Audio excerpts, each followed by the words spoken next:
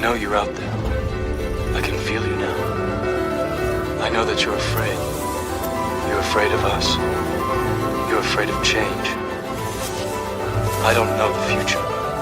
I didn't come here to tell you how this is going to end. I came here to tell you how it's going to begin. I'm going to hang up this phone, and then I'm going to show these people what you don't want them to see. I'm going to show them a world without you. A world without rules and controls, without borders or boundaries. A world where anything is possible.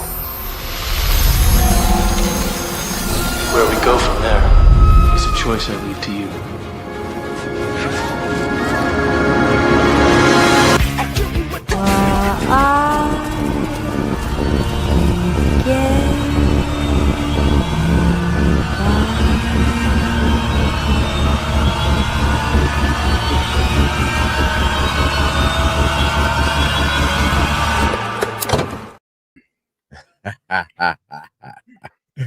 Yes. Let's go.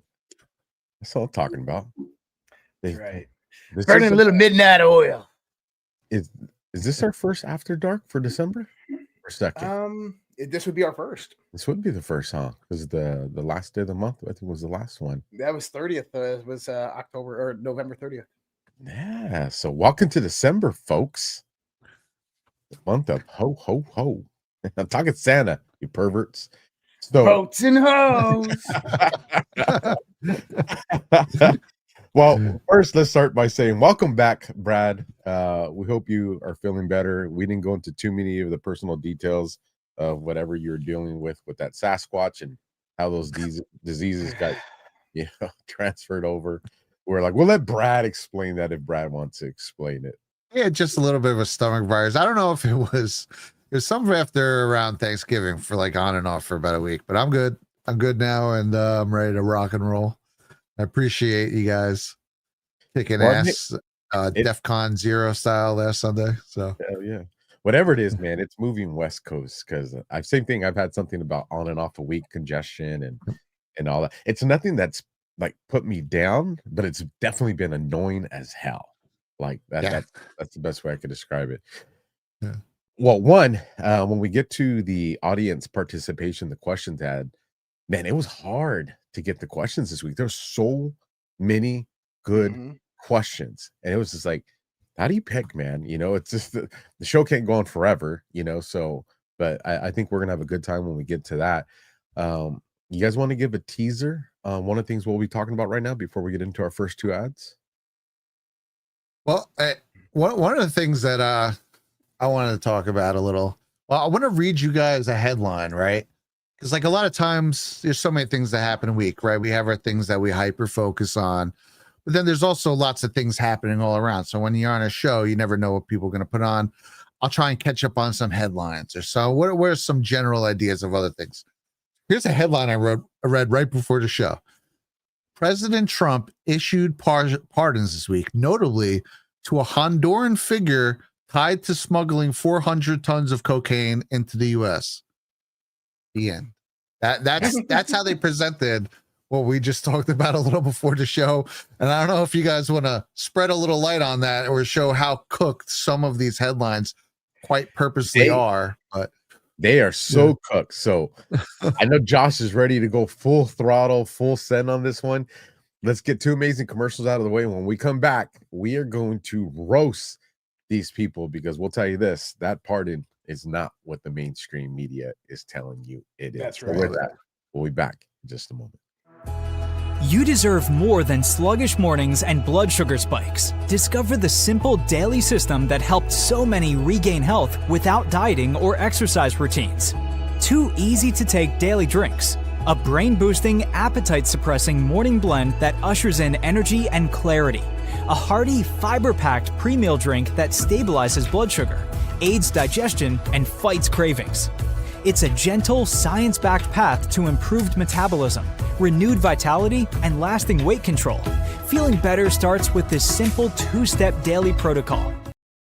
So with that one, you guys, before we go to the next one, if you are feeling sluggish, tired, if you're just tired of big pharma controlling your life, controlling who feels better and who doesn't, then you got to head on over to Badlands badlandshealth.com to get started today. You got nothing to lose except some weight with their 90-day money-back guarantee. And I'll tell you guys what, the package as this thing comes in and the directions on how to use it is phenomenal.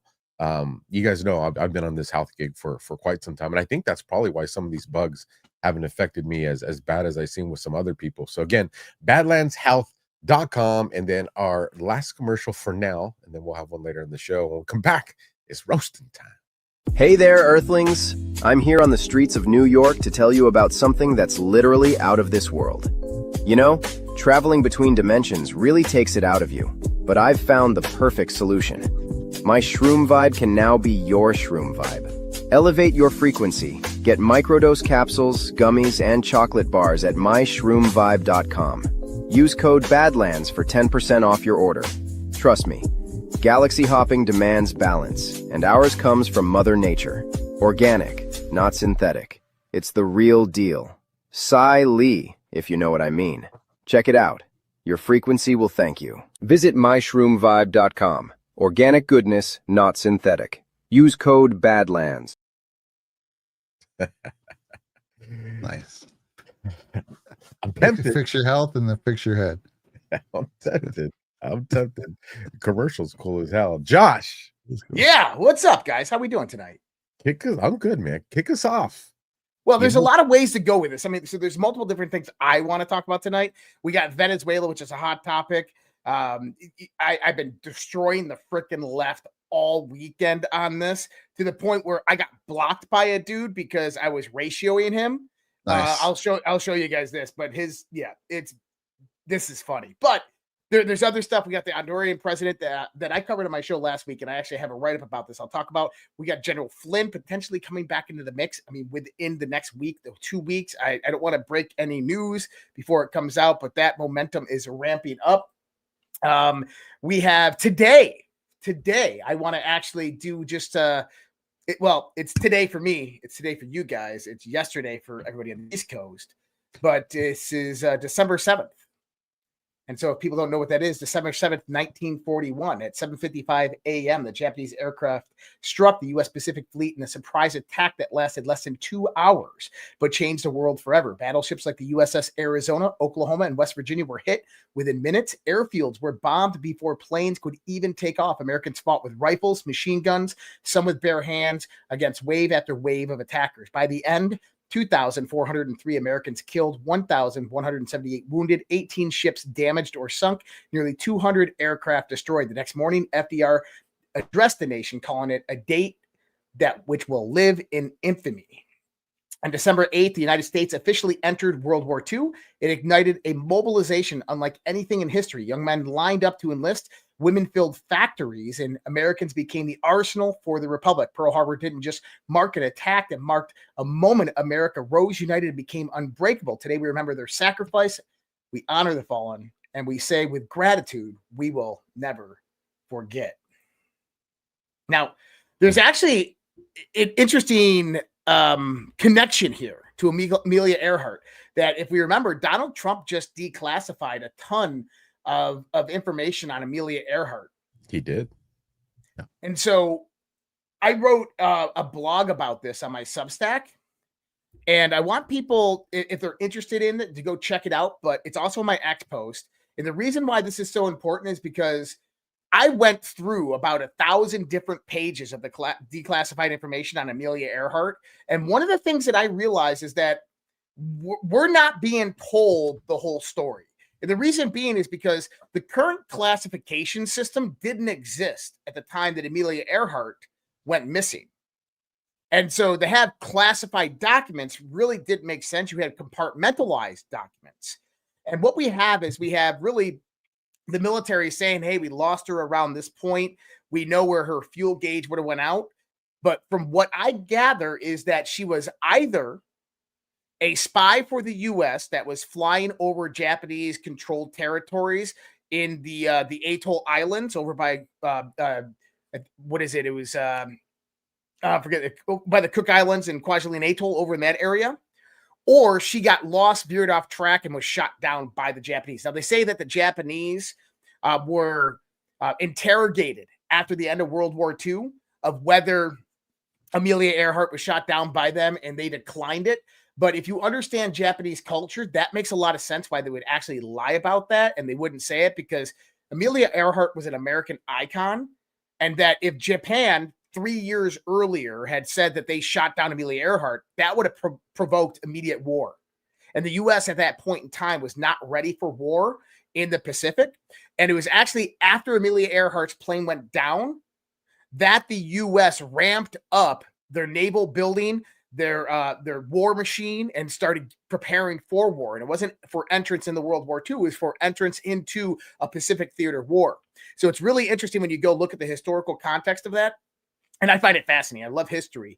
But I look at Amelia Earhart was the one who warned the United States through the intelligence that she most likely shared that the Japanese was taking more and more islands and progressing more and more further west, and that they were eventually going to attack the United States of America. So that's my thoughts. That's the assumption that I came to in my Substack article. But we are reminded today, right, of the sacrifice of many. And I think even moving forth right now to understand where we are at this current war, that there's been a large sacrifice by many. And, even though we look at the theater and we see a silent war playing out, we understand that there's hidden actors behind the stage that are braving massive sacrifice in all of this. So today, obviously, the anniversary of Pearl Harbor, I think it was just really important to mention there. The Amelia Earhart connection is pretty cool. And then, actually, I kind of want to set the theme. Well, just because I know there's people that are curious like me. Correct me on this, I'm probably going to butcher it. Nukumararo Island, which is the Cook Islands that you're talking about, but it's that island specifically that they were investigating where they think that she went down at. And I just wanted to give everybody kind of a location of where this is. So there's a big map. And as we zoom in, of course, I'll lose it. Hold on. Let me refresh this, folks. There we go. And that'll be easier for you guys to see. Yeah. So there we are. And this is that location where the date line does that really weird thing. Mm-hmm. And this is also where if you track some of the GPS on boats, the boats in this area will be, I'm trying to remember the numbers off memory, but they're like anywhere from like 500 to 1,000 meters above sea level where their elevation markers are. But then again, so these are the... Well, why is that? Is that just a weird phenomenon, or... I don't know what the explanation on it is. So you mean the islands are above sea level? No. So here's the island. They're reading. It's right? And when you get into this section right over here, there's I think like an area that's in here. It's another island, and there's boats, like a bunch of like big ships that are in here. And when you look at the ship markers on them, their elevation is like, it reads insanely high. Like there's no way that it's that high. Oh, you're saying on Google Maps that happens. So no, like on the softwares, when you read them, it reads like that. Interesting. It's something disrupting that signal then. I wouldn't doubt it. I mean, I've been deployed in that region. It's really crazy out there. Now, for everybody, if you want me to go into a little bit of reference to this, Amelia Earhart was actually flying towards Holland Island, Howland, Holland Island. And this was where she was going to refuel. She had about 3 hours of fuel, and she got lost leaving New Zealand to Holland Island. And it's most likely that she went north in towards that territory. Now, I can actually pull this up. There's a few different things here. Number one is that Amelia Earhart was not granted. So she had requested through the State Department access to actually fly over each country. And Japan initially granted clearance and then came back and said, nope, we don't want you flying over any of our territory. Now, after she disappeared, we get what's known as the Kimmel memo. This is to Admiral Husband Kimmel, United States Navy. And this is from J. Gordon Vaith, manager, TROS Operational Satellite System Engineering Division, National Weather Satellite Center. This is from a group of investigators that were investigating Amelia Earhart's disappearance. And he says, Dear Admiral Kimmel, I am interested in clarifying the circumstances surrounding the disappearance of Amelia Earhart so that an official statement might be issued to end the speculation concerning her fate. As you know, much of this speculation alleges that she was on an intelligence mission for the United States and that she was actually picked up by Japanese and transported to Saipan. As a result of your duty as Commander-in-Chief of the Pacific Fleet, do you recall any information that would refute these allegations? And this is May 27th, 1965. And so down below, there's a handwritten written note, and it says no knowledge. It says reviewed, no knowledge. Now, I find that's bullshit, but we go in and you find out that she was flying toward Holland Island. She was not permitted to fly over the Japanese island. And this is a map I actually created using AI. And so her planned flight comes into here. And this line right here where Millie Atoll, Kwajalein, the Marshall Islands, Jalut, where this is brown, this is actually just Japanese territory. And so her planned flight route, she overshot that by over 200 miles. So it puts her in this area right there, which means the Japanese were actually operating. So if you think about, I wish I could show this, but if you see my cursor, this area right here was basically refuted waters between the U.S. international community and Japan. So it's very probable the Japanese were operating in this area. It was actually known that they were operating in this area. So here's Holland Island. Her planned flight route was supposed to go directly to here, and she overshot the island. Most likely, this is where she went. And this is using AI to actually put in her fuel, where she left, navigational disturbances, all different types of all-knowing data. This is where we would see her actually going. So pretty interesting. My thoughts are whether she was captured by the Japanese, killed by the Japanese, shot down by the Japanese on an intelligence mission, it doesn't matter. I believe 100% that she was taken down by the Japanese. But I think that whatever caused that to happen gave the United States the ability to go into those territories to do search and rescue. And that made them actually go out there and spy on Japan. And we actually have evidence directly of that. So this is interesting. This is from Smith's Weekly. This is October 16th, 1937. This news article. Okay. And it says the U.S. does Australia a secret service. Amelia Earhart search made the opportunity. Plane observers over the Japanese Pacific bases. Tip was given our Defense Department. In other words, the SAR operation, the search and rescue operation for Amelia Earhart, gave the United States the ability to go in there and observe the Japanese fleet progressing in the West and observe the size of the fleet and all the potentials that they would have. So they spied on them in the search and rescue operation. So maybe there's even a darker conspiracy that they took her out themselves just to have the ability to go into that territory. I don't know. But my thoughts are that she was actually on an intelligence operation, flying over that way, shot down. We went in there, saw how big the fleet was getting, said, uh-oh, this isn't good. We went and prepared for 3-4 years, built our fleet up, and then we entered World War II. I mean, they could have arguably just made the whole story up and to do it as a reason, or even without even taking her out. Just tell her, listen, you're going to disappear, and we'll give you a new name, and we're going to say that you got shot down and use this. Yeah, but yeah, you're right. It could be definitely. It's weird looking back on things and seeing how shady they all been. Even you're talking about like Pearl Harbor Day, which of course it's a wonderful reminder to thank everyone who's fought for this country, and especially World War II. Even though most of them, I think almost all of them, are all gone now. But that was such a brutal war. But it also is a reminder of the fact that a lot of these are most likely false flags. There was a lot of information that showed that they knew of a preeminent attack and that they moved out the new warships and just left the older ones there to get destroyed like sardines as a reason to go into the war, which kind of links into, a lot of the talk this week is Trump talking about the Monroe Doctrine, which kind of says, hey, we'll mind our business over here. You stay the hell out of the Western Hemisphere. But we didn't, right? We did World War I, World War II. We went to war in the Middle East, and all of them seem to be on the heels of, oh, they attacked our supply ship. Oh, they bombed us. Oh, they attacked New York. We have to go in now. It's almost like a way to get around that general idea that we laid down But But it's just everything winds up being very much not what they've presented it. 100% it's not what they presented it, and because of the lack of education to know these things amongst the American public, they always get away with it. Yeah. And we know, what is Trump a master of? He's a master of putting things into the sphere that he wants us to talk about. Talking about. He's a master of generating those conversations. He's done it all the time. He'll say this knowing how the left's going to respond to it. And what has he done with Venezuela? Well, you can't do that. You can't declare war. And now what do you have the left researching?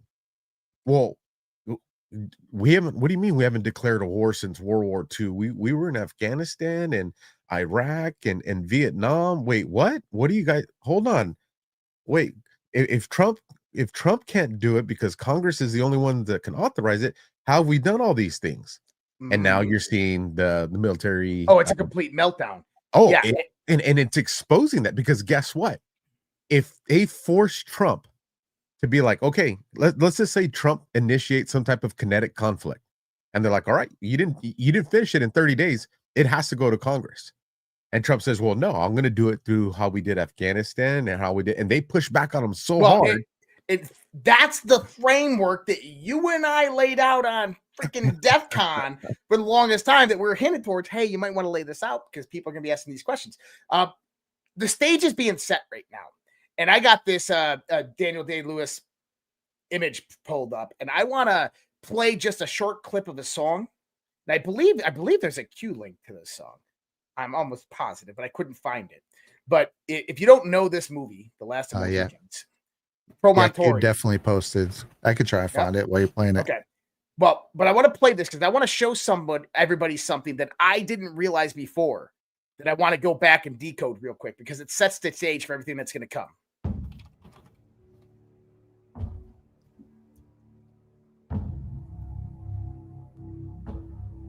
I don't know why it's not playing. Do you guys hear it? There it is. Yeah.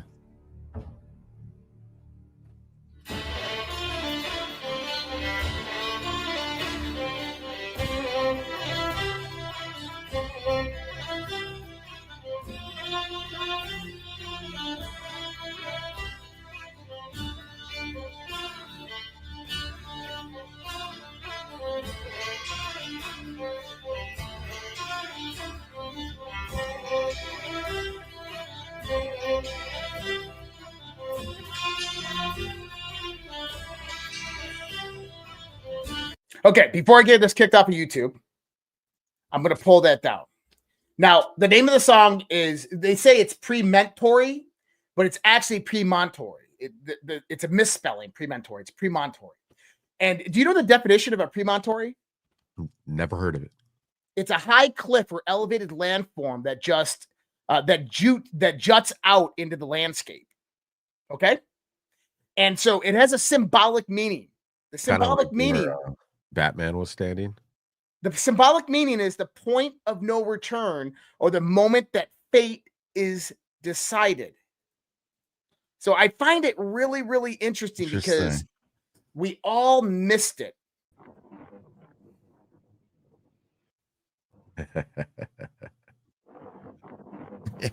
The promontory, where fate is decided.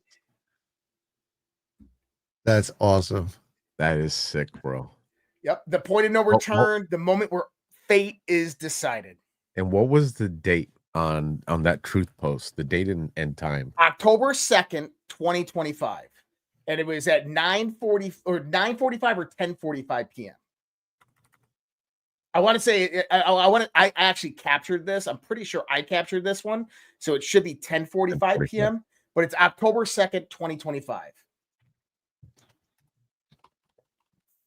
I just want to look those up real quick. 10:45 and 22:45. I love it.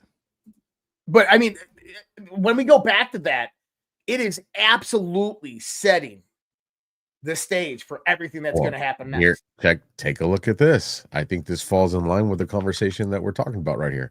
So there it is. Yeah. That was actually, that was the post. This is 10:45. How soon? We don't inform our enemies of the specifics. We instead instill fear in them to make unplanned and disastrous countermoves. Yeah, this is the sort of rhetoric that, aside from the endless proofs, that to me kind of proved that it was, Trump and Trump team were connected and behind these drops. That's exactly what he was saying when he was running for president in 2016. And he would talk about moves Obama was going to make. And he was like, and they tell them the day before that we're coming here. It's like, why would you do that? Right? Unless it's all a show and you don't. It's the worst thing you can do. You don't project your moves before you do it. That's how you win an actual war. They weren't trying to win a war, right? It seems in hindsight that it was just this circular operation that allowed them to, one, just keep terror going, right? The idea of getting sent to war, and then also just a place to dump and launder our tax dollars. Obviously other things, but that was one of the overarching things. It's fascinating. That it is. Let me stop sharing that real quick. Well, I mean, do you guys remember do you guys remember Steve Pezenik back in 2016? Okay. So this man right here, let me pull up his profile because he's an important character, and this is what set it all off. Let me pull this up. There we go. The drop, Josh. It's you know what? It doesn't have a title. That's why. Yeah, it's hard to find if it doesn't have a title. 4560. So 456. Last of the Mohicans. Okay, if you guys don't know who Steve Pezenik is, Cuban-American psychiatrist, author, publisher, and conspiracy theorist. In 1976, he was made Deputy Assistant Secretary of State under Henry Kissinger, Cyrus Vance, and James Baker. He was later a consultant at the United States State Department. He made several appearances on InfoWars. He claimed that September 11th attacks and Sandy Hook shootings were false flag operations.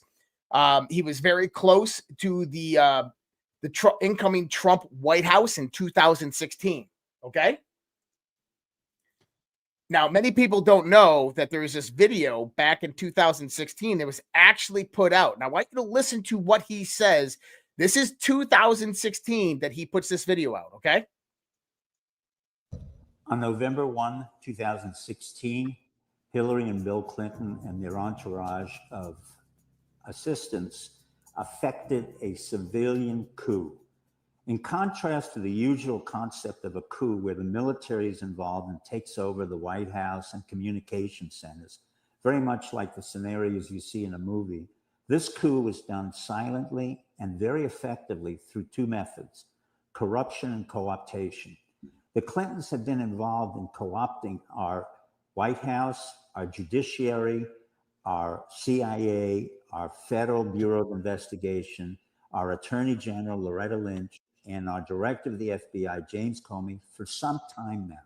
What they've done is to make sure that they were part and parcel of a group of people who were interrelated through political cronyism.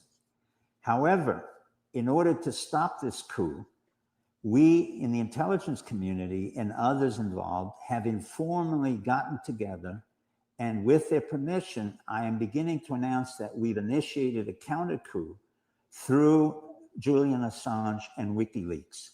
What has happened in effect when Comey had to open up the case of Hillary Clinton and discuss the emails that were involved with the Anthony Weiner case, it was not the case itself that was as important as the fact that this was the entree for many of us in the counter coup to say to the administration, we have your number. Not only do we have your number, we're going to stop you from making Hillary the president of the United States. And at the same time, we will convict and indict the president of the United States, Loretta Lynch, and many others who were involved in the cover-up of the massive corruption that occurred under the Clinton Foundation. Now, in both cases, their coup was silent and our counter coup was silent. And it was all transgressed or occurred on the internet. And this is probably the first time in the history of any country where a coup was initiated through the internet and a counter coup was initiated through the internet. I am just a small part of something far bigger than myself. It was the brave men and women who were in the FBI, the CIA, the Director of Intelligence, the military intelligence, and men and women in 15 other intelligence organizations who were sick and tired of seeing this corruption in the White House, in the Justice Department, and in the intelligence system. And we decided that there was something we had to do in order to save the Republic. So we initiated a counter coup through Julian Assange, who's been very brave and really quite formidable in his ability to come forth and provide all the necessary emails that we gave to him in order to undermine Hillary and Bill Clinton. Again, America, we're going through a major, major transition and, quite frankly, a second American Revolution.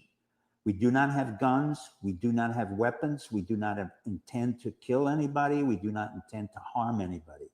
But we, the American public, and those of us who serve as veterans and in the intelligence service like myself, will stop the Clintons from assuming power that they don't deserve. At the same time, we will make certain that Obama leaves without any trail of a pardon or any other act of treason.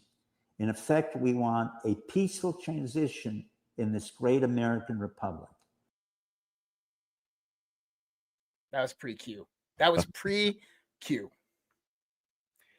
Now we can understand. So when we go into the boards and we can read through the boards and hear how Admiral Rogers approached Jim Comey and presented to him the Lynch tarmac meeting, Bill Clinton, Loretta Lynch tarmac meeting recordings. This is what Steve is talking about. How we did a silent coup, how we heard the rumors that generals approached Obama before the election and said that you're not going to screw this up. If you do, there's going to be a coup. I want everybody to understand that what we're getting into right now, this is coming into endgame of taking down the deep state. We haven't even really begun with the globalists. This is kind of where the focus of Venezuela is. That's next. Right now we're still moving in on the deep state and getting all of the infiltrators out over in that level. And that's why they're perpetuating their color revolution. Oh yeah. Deep cleaning has been going on the whole time. I mean, there was some of it obviously first term, but this whole second term, clearly that is the main edict going down. And yeah, there are a lot of things being put in place. That national security strategy memo that just came out, that puts a lot of things in place about kind of severing us from overseas intentions. And what's a lot of these controllers are coming from overseas. I was able to find that drop. I just to put it on screen real fast here. So it was 4560. And then they also mention it, and I wonder if this kind of jumps on anything you were talking about with it, right? So 4560, this is the drop that links to the Last of the Mohicans. But then they also talk about it the next day, and they say perhaps some understood the significance of the music posted yesterday. How many of our brothers and sisters play this song prior to the drop? LZ, it's going to be a very hot summer. Add to your playlist. Mm-hmm. So I don't know. Overall, I think we're kind of in that second phase right now of everything is coming together, and you could tell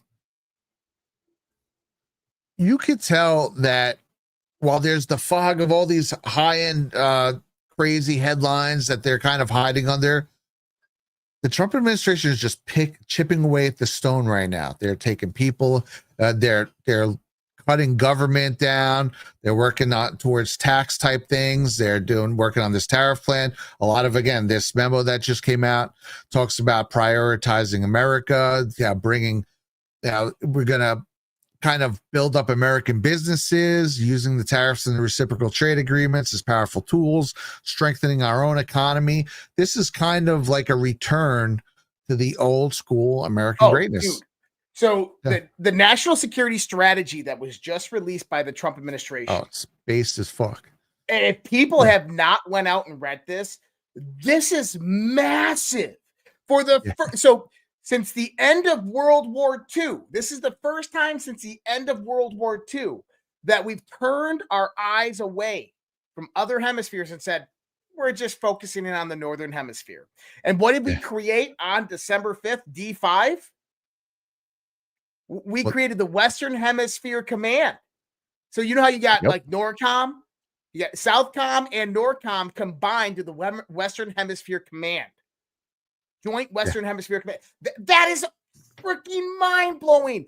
Anybody who's been in service, a veteran out there, if you understand how these command and control centers operate, basically what the United States military just said and what Trump just said with their foreign policy is basically, we don't give a shit about the rest of the world. You guys can go do your own thing. We care about the Northern Hemisphere. We care about our hemisphere and just stay the hell out of it. Stay the hell out of it. Exactly. And to the point, we're going to operate our whole military in this domination of this hemisphere. If you're doing bad shit in our hemisphere, we're coming for you. And we're going to fuck you up. Yeah, basically, like, hey, everyone, Europe, all over there, stay out of our business. And these are the people, these deep state lines. They go to, Brussels, and they go to the Illuminati in England and even Israel and all these places, Muslim Brotherhood. They're all over there, and they're all doing this over here. And that's why I freaking love this. Here, I'll read a quick part of it. It'll just give you the gist of it. This is one of the points towards the beginning of it. It says sovereignty and respect. The United States will unapologetically protect our own sovereignty. Love it.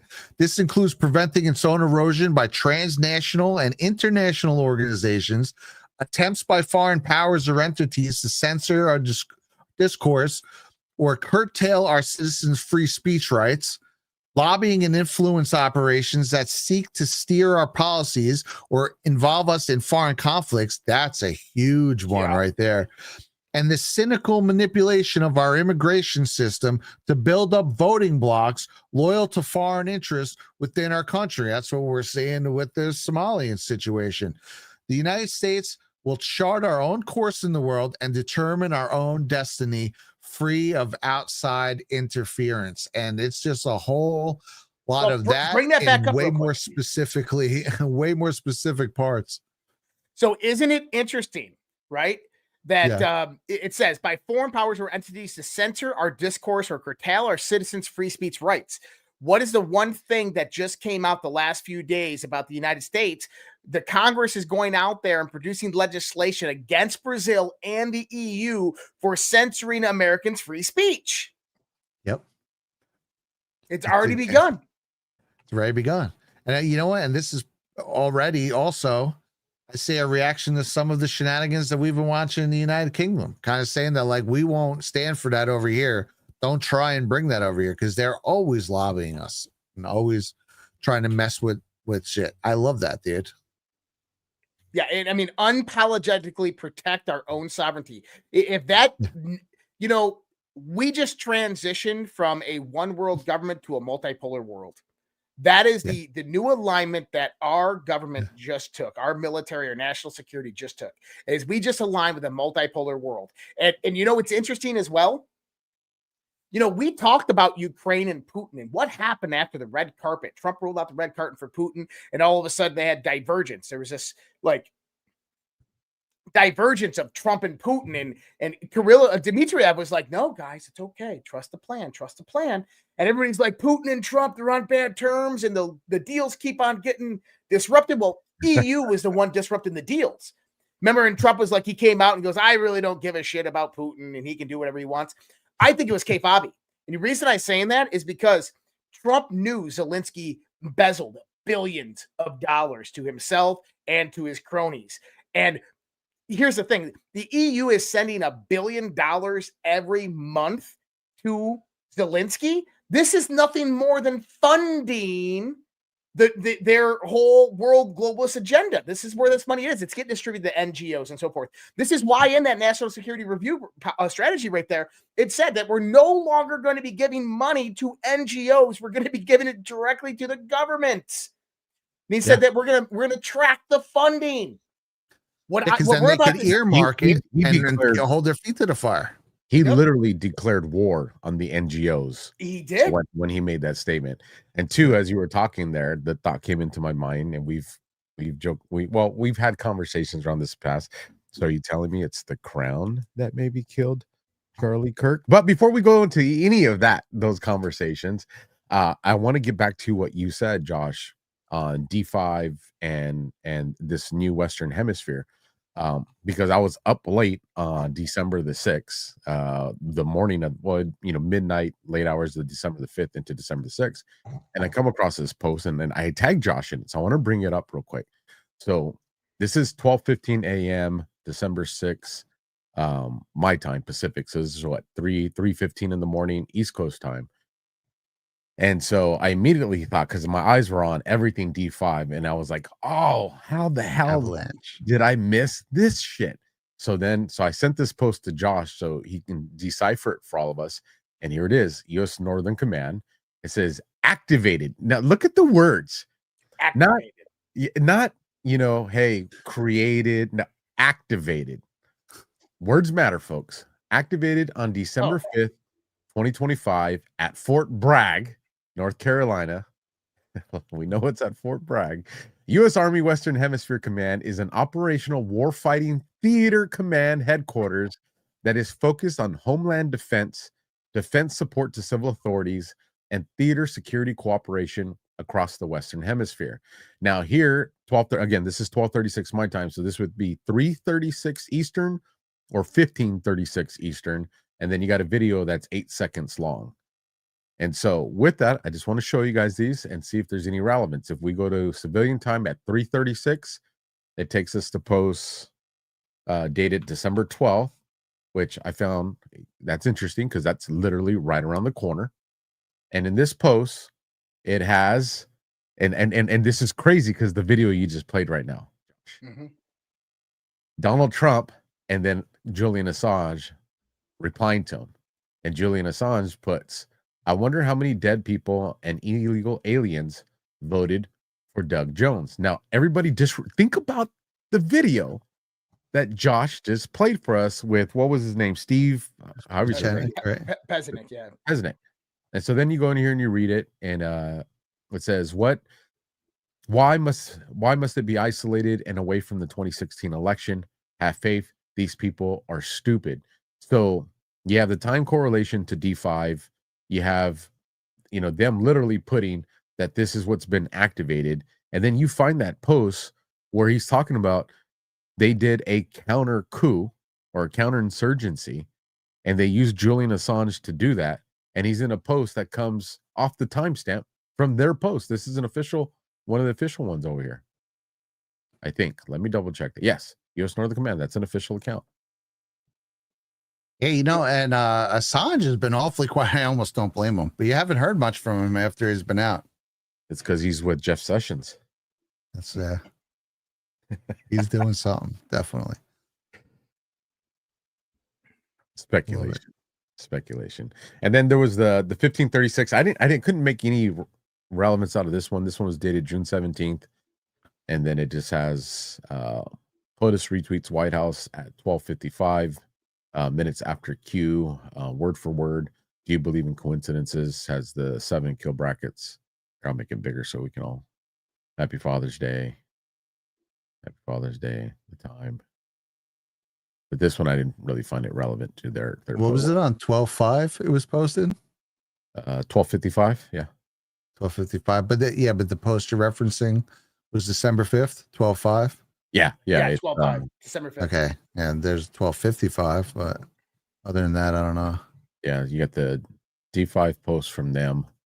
Well, what else is there anything else on it? Did they have a website? Go to their X page and go to their website. I want to go click on the nope, not Northern Command. Go away from Northern Command. Go to the Western Hemisphere Command, USAWHC. Yep, go on there. Click on the U.S. Army WHC. right there. What do we got up there? America's Theater Army. And they have right there. Go to the army.mil. Actually, I think it'll open a new window anyways. Yep. There we go. All right. So activated December 2025, headquartered in Fort Bragg. Scroll down. Mission statement. That's what we want. Read this mission statement. U.S. Army Western Hemisphere Command, USAWHC, is the theater army for the U.S. Northern Command and the U.S. Southern Command.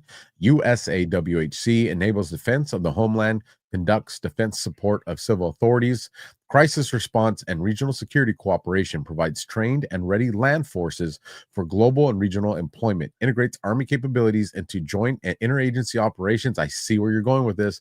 And ensures the ability of the Army to mobilize and employ reserve component forces to secure American interests and security in the Western Hemisphere. This is how you deploy our troops stateside. Holy shit. It says it right there. Look. It says conducts defense support of civil authorities. This is it. It says it right there. You have this in place. So when you deploy the Insurrection Act, this is the command that it's going to run through. That's right. Now scroll down. I want to see if there's anything else here. Nope. Okay, there's nothing else there. Now go back up. Now, the reason I wanted to pull that up here is because there's two posts on December 5th that I think are relative. 269 and 271. 269 is key, unlocks the door of all doors, info, stone, the force strength capable of yielding power to act on info. Key plus stone, right? Keystone. And then we get 271, which is military intelligence, no such agency equals key, POTUS and patriots equals stone. But think about what the WHC does. It's a cooperative Western Hemisphere U.S. Army command that cooperates with what authorities? Civilian authorities to protect the homeland. This is military and civilian authorities teaming up to protect the homeland. Check this out, Josh. So this is the main guy in charge of USACWHC. This is General Joseph A. Ryan. Is a United States Army general who served as the commanding general of the U.S. Army Western Hemisphere Command since 5 December 2025. He previously served as the Deputy Chief of Staff of Operations, Plans, and Training from November 2024 to December 2025. Prior to that, he served as the Assistant Deputy Chief of Staff for Operations, Plans, and Training from 23 to 24, and as Commanding General of the 25th Infantry Division from 21 to 23. Ryan graduated from the United States Military Academy in 91 with a Bachelor of Science degree in Engineering Physics, and commissioned as an infantry officer in July. What? That's in exactly the world that makes no sense. Makes no fucking sense, bro. Hey, I'm a nerd. I studied tracking what we're engineering talking about. physics, and I want to go infantry. Infantry. But you want to know what's going to be put under that command along with Space Force? Because there's going to be a joint interagency command headquarters here. So the U.S. Army is the first part. You're going to see Air Force and Navy all come under it, and Space Command come under it. And what you're going to see is this is what is going to run the Golden Dome. Golden Dome. I knew you were going to catch that engineering and physics. That makes no sense. I just got a PhD in engineering physics, but I'm going to go infantry. I'm going to check the sergeant major real quick to see Like, what his the trajectory of this bullet should come down here. He might be great. He's with the Department of Energy. Let's see. Who's this? This next Excuse guy. me. I swear sometimes they grab a hold of my mouse and make it go But I wanted you to go in there and read that one part, because I think it's really important to understand that this command is about basically securing the United States from foreign invasion. Well, That is its whole purpose. we saw who the general is of USAWHC. Let's take a look at who the sergeant major is for them. This is the second one they list on the site. Nima Mobar. Command Sergeant Major, U.S. Army Forces Command Biography. CSM Nima M. We'll just call him Mobar. is a native of the Shawnee, Oklahoma. He entered the United States Army in March of 2000. CSM Mobar completed infantry OSUT at Fort Benning, Georgia. CSM, and if you know, Georgia was one of the only named ornament that was on the Christmas tree of Melania's video. Just saying. Mobar has served in a variety of light infantry positions to include anti-tank squad leader, rifle squad leader, reconnaissance team leader, 82nd Airborne Division at Fort Bragg, North Carolina, reconnaissance surveillance leaders course, platoon sergeant and instructor, rifle platoon sergeant, scout platoon sergeant, rifle company first sergeant, long range surveillance company first sergeant, battalion, let's see, grade. So in other words, Billy Badass when it comes to everything you need for ground combat and surveillance and UC missions. Mobar's military and civilian education includes basic leaders course, the advanced leaders course, and the senior leaders course, the United States Army Sergeant's Major course, and the nominative leaders course, the Keystone course. Go ahead and say it again. The Keystone course, Airborne School, Jump Master School, Military Freefall Parachutist course, Pathfinder School, Reconnaissance Surveillance Leaders course, Jungle Operations, Battle Staff MRT course, Ranger School, Sappers Leaders course.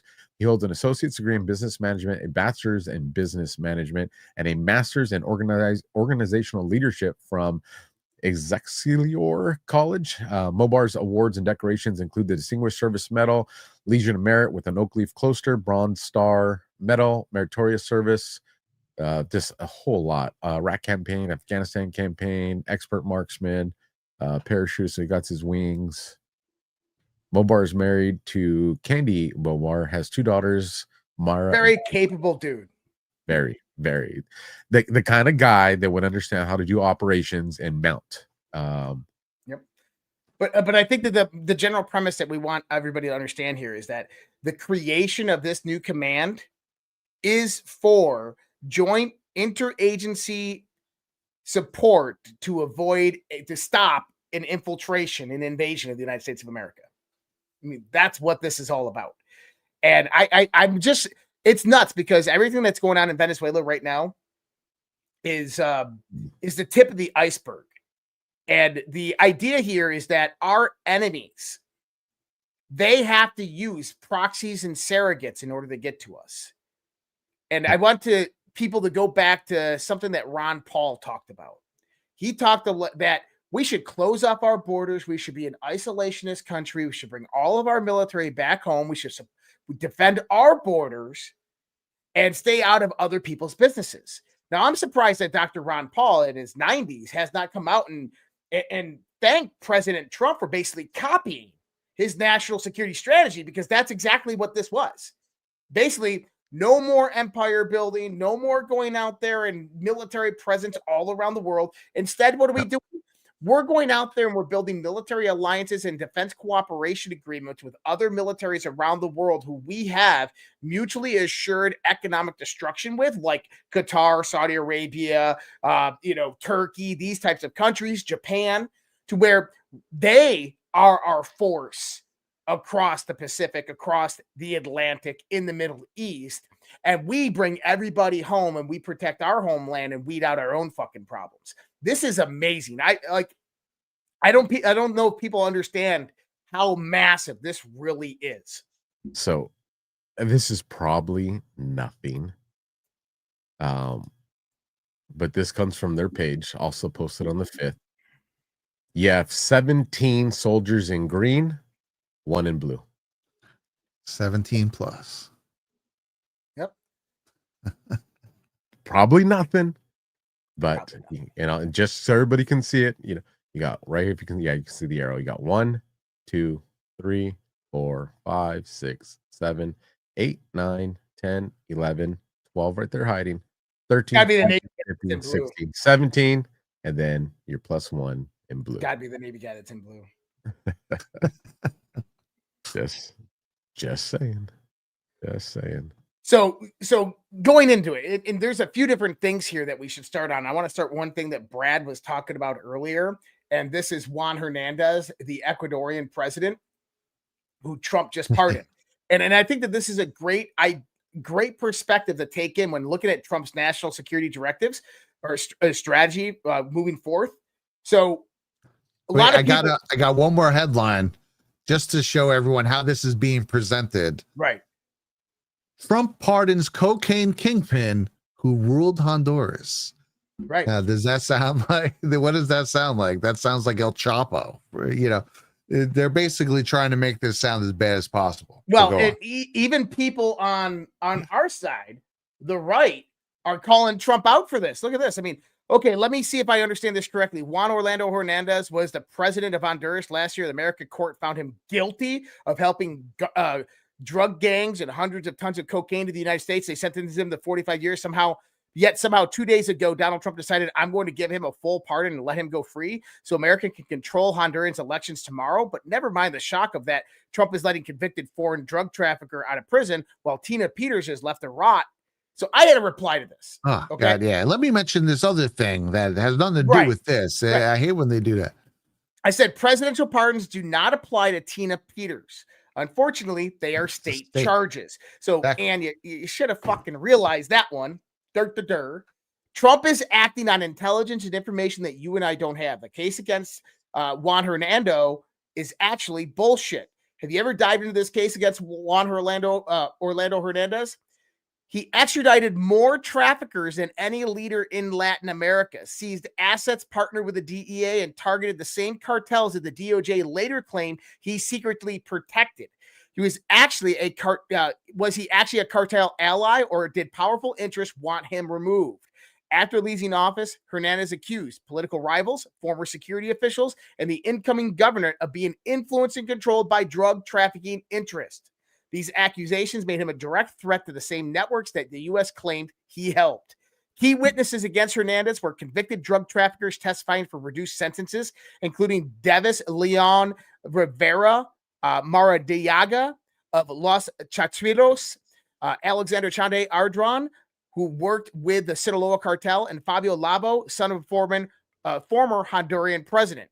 Their testimony given under cooperation deals formed the core of the prosecution's case. It was a Biden DOJ sham supporting the cartels because Juan Hernandez had massive power still in Honduras, and he was calling for the incoming administration to basically get rid of all of the narco politicians in Honduras, and he was naming them by name. And so what happens? The Biden administration comes in there and indicts him, and then Honduras sends him over to the United States. He gets freaking put into prison for 45 years. The 3 people that testified him are cartel members. Get the fuck out of here. Yeah. Anybody who scapegoated him. Right.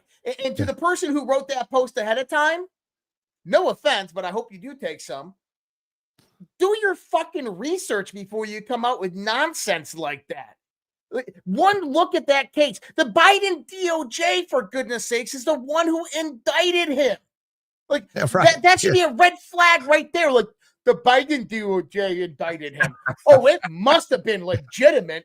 It must have been real. Like, get out of here. Look into the details of the case, for goodness sake. I mean, and it was U.S. federal prosecutors out of the Southern District of New York who at the same time were actively trying to put Trump in jail for a whole bunch of garbage charges. I don't align with the left on very 1% of the things that I see out there. I might say, hey, you know what? I actually agree with them on this.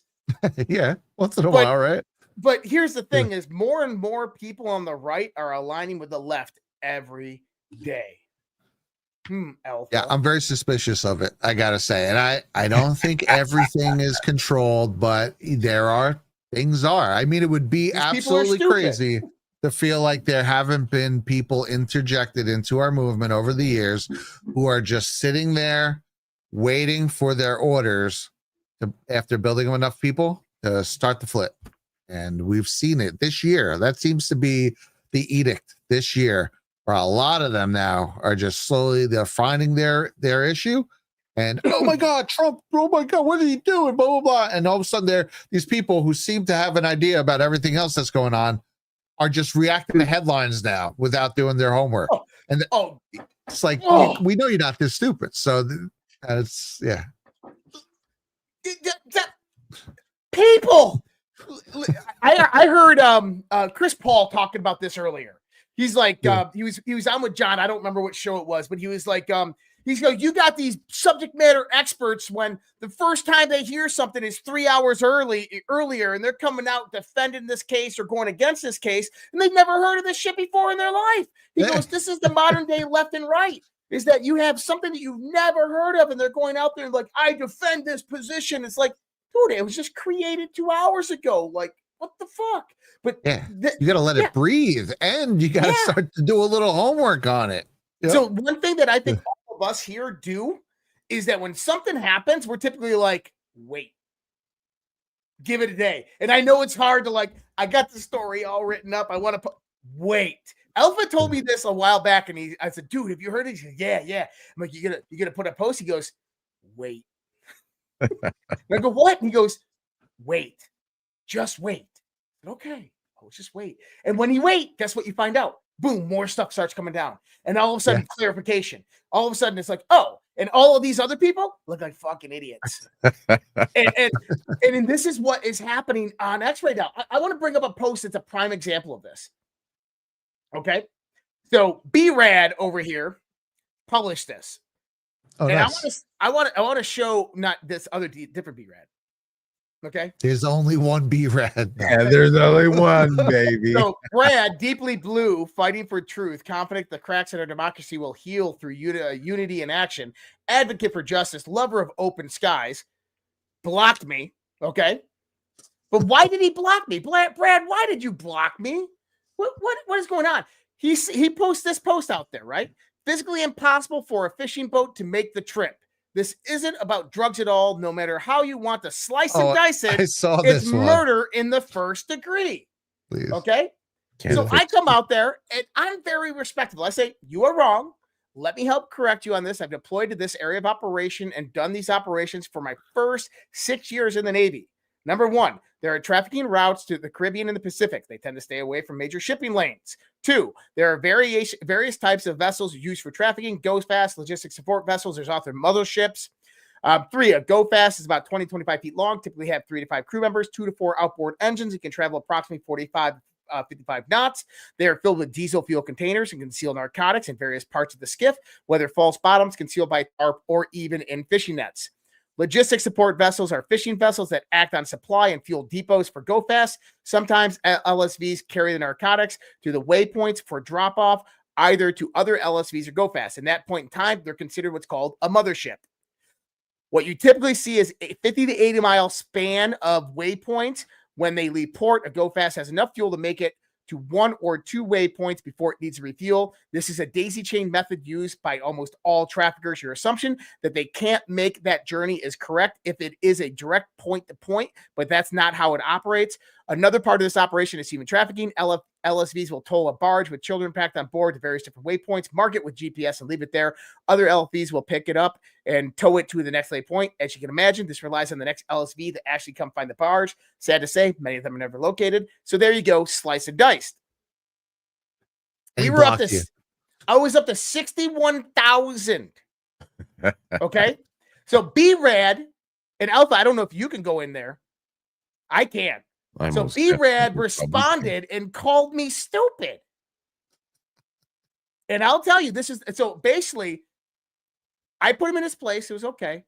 I can't see his post anymore. He did that for a reason. But he responded and he said something about me being stupid. I was going to reply, and inside my head, all I heard was Alpha saying, just wait. What's his handle? His handle is Brad DROFLIT.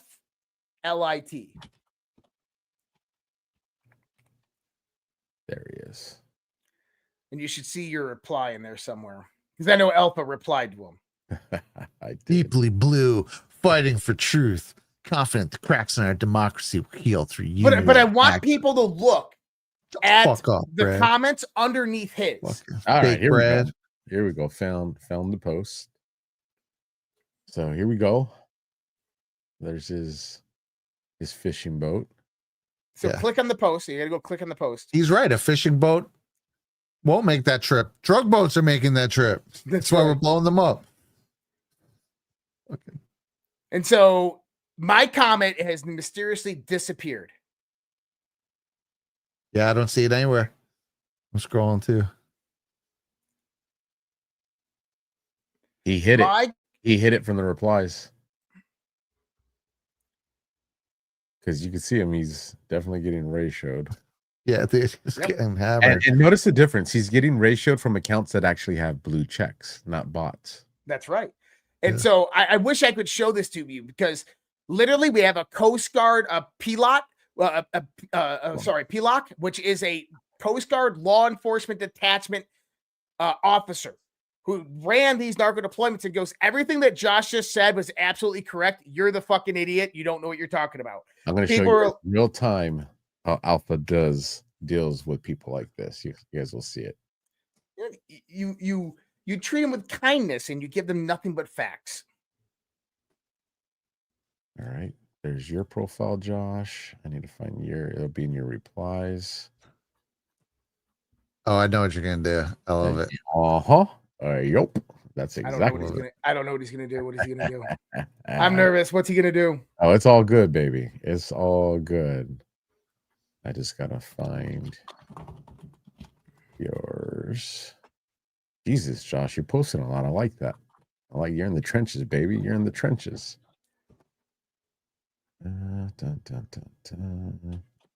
What does your post start off with? Oh, it's the little eye. Oh, here we go. Well, I got my post. I just don't have his reply. No. I'm looking for yours. And so there's yours. Actually wrote that one all by myself. All right. If you go to your replies, you should see your reply to his comment. Oh, unless he deleted his comment. That's what he did. He deleted his comment and blocked me. So, listen, he's fighting for the blue. He's got one comment under here that says, all right, I should, but Josh, that's a fact. I do enough fact checking to know the red loves propaganda, conspiracies, and deflection. He's getting ratioed on that one too. Drop the link to your comment in the private chat, Josh. It'll make it easier for me since he has it hidden. So I want people to see this.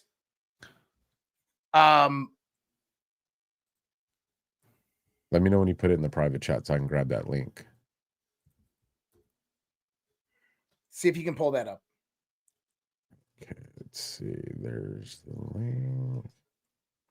So one guy says your fact checking comes from CNN. You're too dumb to understand. I got the one that you dropped in the private chat, but I was hoping send me the one that has your post on there too. Oh, gotcha. But here's the one you're talking about. Brad is a narco supporter. There you go. Oh, yeah, so he says, give it up, Joshua. Your stupidity is on full display, right? Right.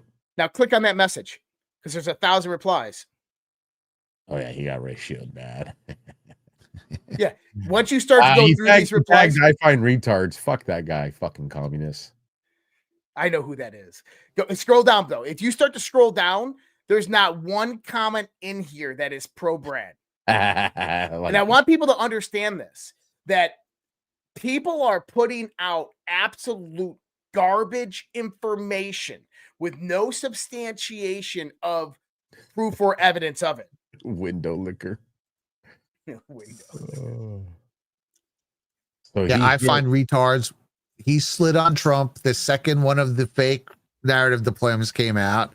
It was super real. And then now everyone see that he's from, was he from like Bangladesh or some shit? He's from, not from America. He lives in Florida. So when people go and hide comments, you go here, you copy a link, and then you go to their main post, and then you go here and you say, why did you hide this reply? You're saying I find retards lives in Florida, Josh? Yes. Well, he's a fucking retard for sliding on Trump wherever he lives. I know. Yeah. I don't know. Yeah, whatever. Whatever. I know nothing about him other than I thought it was a funny page. And then you start talking about my man DJT. So Yep. No, I got you. So when you do this right here, you put this, and I'm tagging them because I want them to see it. You don't have to tag the person if you don't want to, but you put in, why did you hide this reply? And I throw in retard because you guys know I like that. And then you put the link there. And now people will see it. Yep. Now people will see it again. Awesome. Good call. So here's another one. So let me pull this one up too, because this is directly in. So throw it up again. Yeah. So Justin Amash, who's a former congressman, 2011 to 2021, right?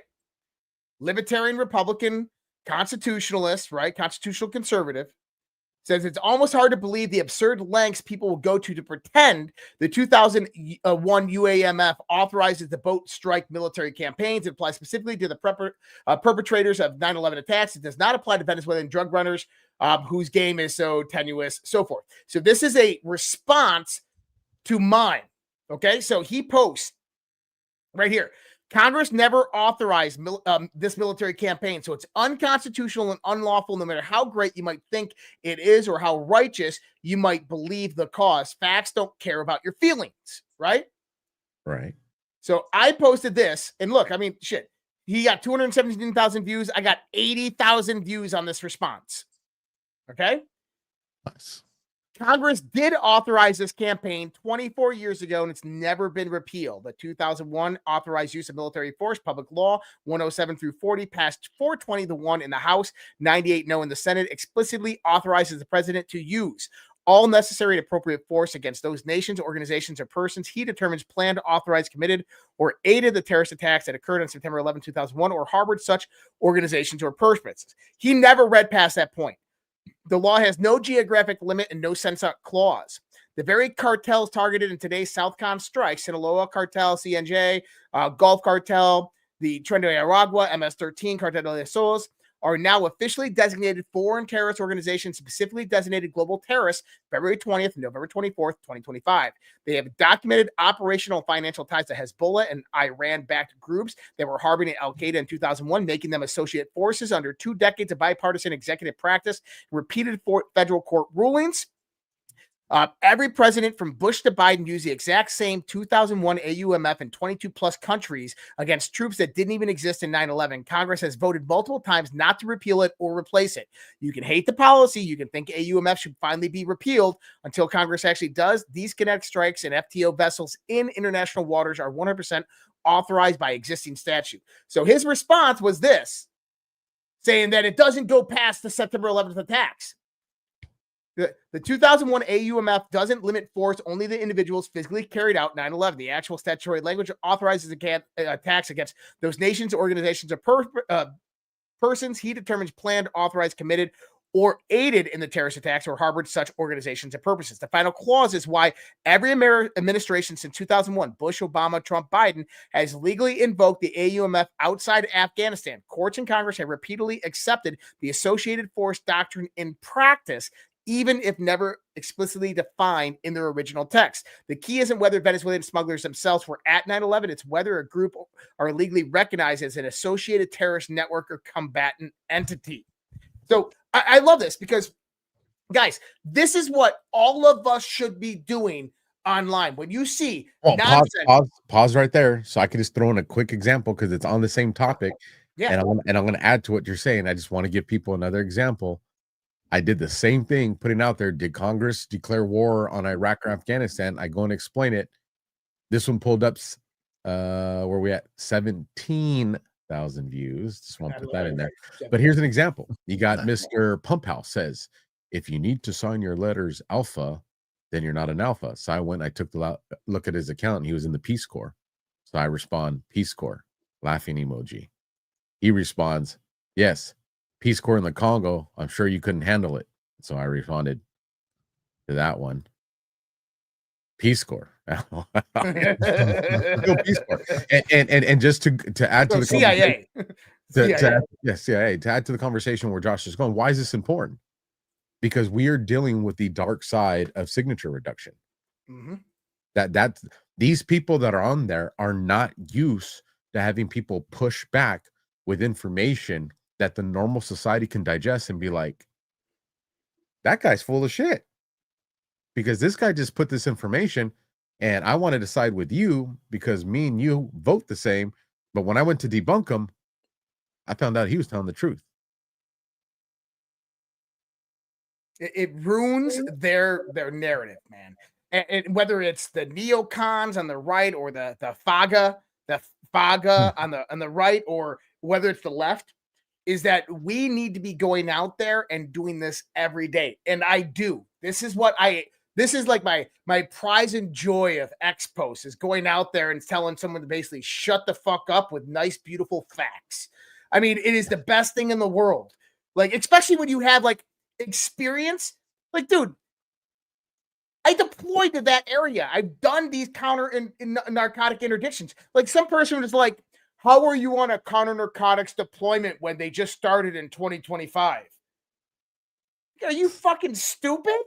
Like, the person didn't even bother to go look up their question before they even commented.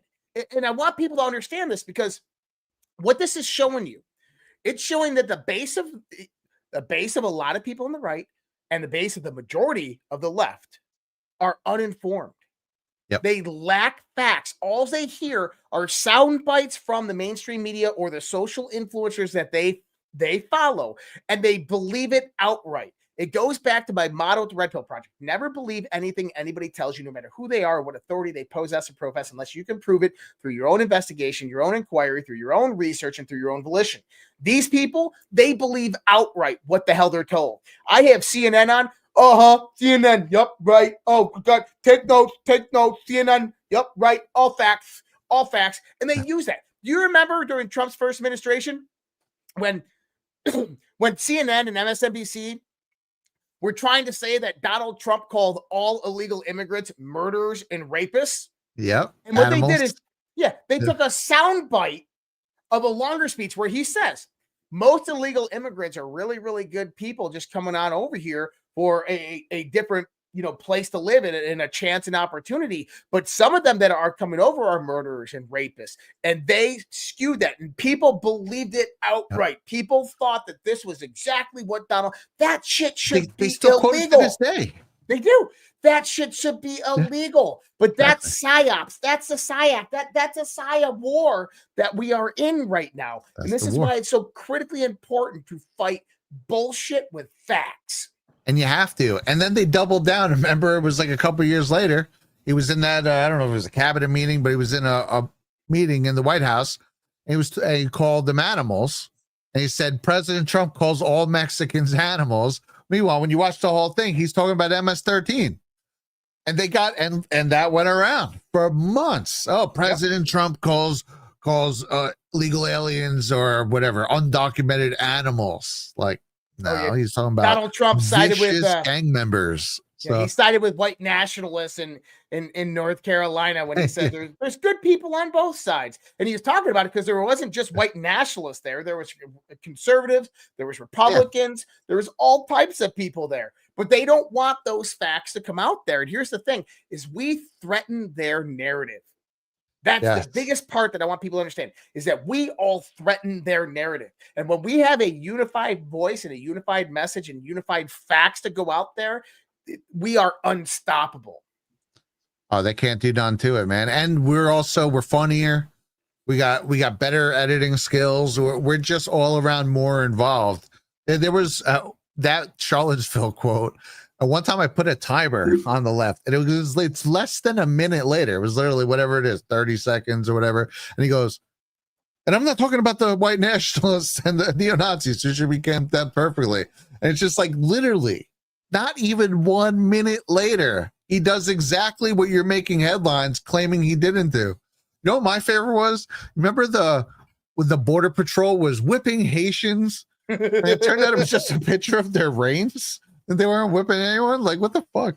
Here's an example of what I wanted to show. So I've been trying to find some ways to kind of expose the weaknesses of the people that utilize bots. And I was like, why didn't this ever dawn on me? If you saw when Josh ratioed that guy, you saw the majority of the accounts that were ratioing that guy were verified accounts, blue check accounts. Oh, yeah. Good call. But it's not always the case, because if you're willing to spend the money, you can bot with verified accounts too. You can do that. However, there's other things. I mean, there's a lot to it. We've talked about. You can go in there. You can look at the age of the account, how much of its engagement is. You can look, is this a reply only account? And it's all, like, there's a lot of ways to figure it out if you're willing to invest the time. But I put out a poll. I'm going to bring this up on the screen. And I did this December the 5th. I put Candace Owens, and I tagged her, is refusing to debate TPUSA. I tagged TPUSA in person. And these were the options I provided. Childcare issues, they will expose her, handlers won't let her, and then whatever Candace says, right? So one is just, it's a coverall for Candace, one that uses one of the excuses of childcare, and then two that are obviously opposed to Candace. Now, if you look at likes, and it generated about 36,000 views. It has about 202 likes, but I would say that you would say I got ratioed on this one in the comments. However, when you go through, you'll see a majority of the ones won't have blue check ones. And the ones, I would say about 25% of the ratioed ones are legit, 75% are bots. And then the ones that agree with me are, I would say, the reverse, 75% verified and 25 opposed. So here's the thing. There's about 3,000 comments, just short of 3,000 comments. If they were, I guess the point I'm trying to make here is bots can comment. They can't vote polls. And that's why when you look at the poll is 51% say it would expose her. 15% said their handlers won't do it. So you're looking at about 67% are against Candace on this one. 28% are for her. So you're talking like 1,900 of those votes are against. So what you're talking about, but if you look at the hearts, the people that like, there's a lot of people that just voted didn't like, is if you go off the ratio between comments to likes, the poll should have weighed heavily in Candace's favor, but it didn't. So what we're finding, so what this is showing, and I'm going to do a few more just to gauge how accurate this is, but what this is showing is that if you want to expose people that are using bot accounts, or if you want to capture bot accounts, create a poll that leans one way that is going to generate a lot of bots. And then just go and judge it. And like I said, I gave the poll 3 A's. I made it a 3-day poll. So there's plenty of time for them to change the position and the statistics. And they couldn't do it. And that means that those bots are either attached to at Candace Owens, or I guess it could be at TPUSA, but it's probably at Candace the way they were acting. Oh, because something like keyword triggers them, the sniffer progs. Well, one, that if you tag her, the handle will definitely trigger it. And most of the accounts that I went through, I would say more than half of them were like under 200 followers. Like they were new accounts. They had there you go. And so that's a major sign too. So my thoughts on the Candace Owens stuff, look, we've all gone back and forth on this stuff, and I know Alpha's been since the beginning. He's like, nope, she's a psyop. But here's the thing: is I don't believe one fucking word from TPUSA, and I'm not believing one fucking word from Candace Owens.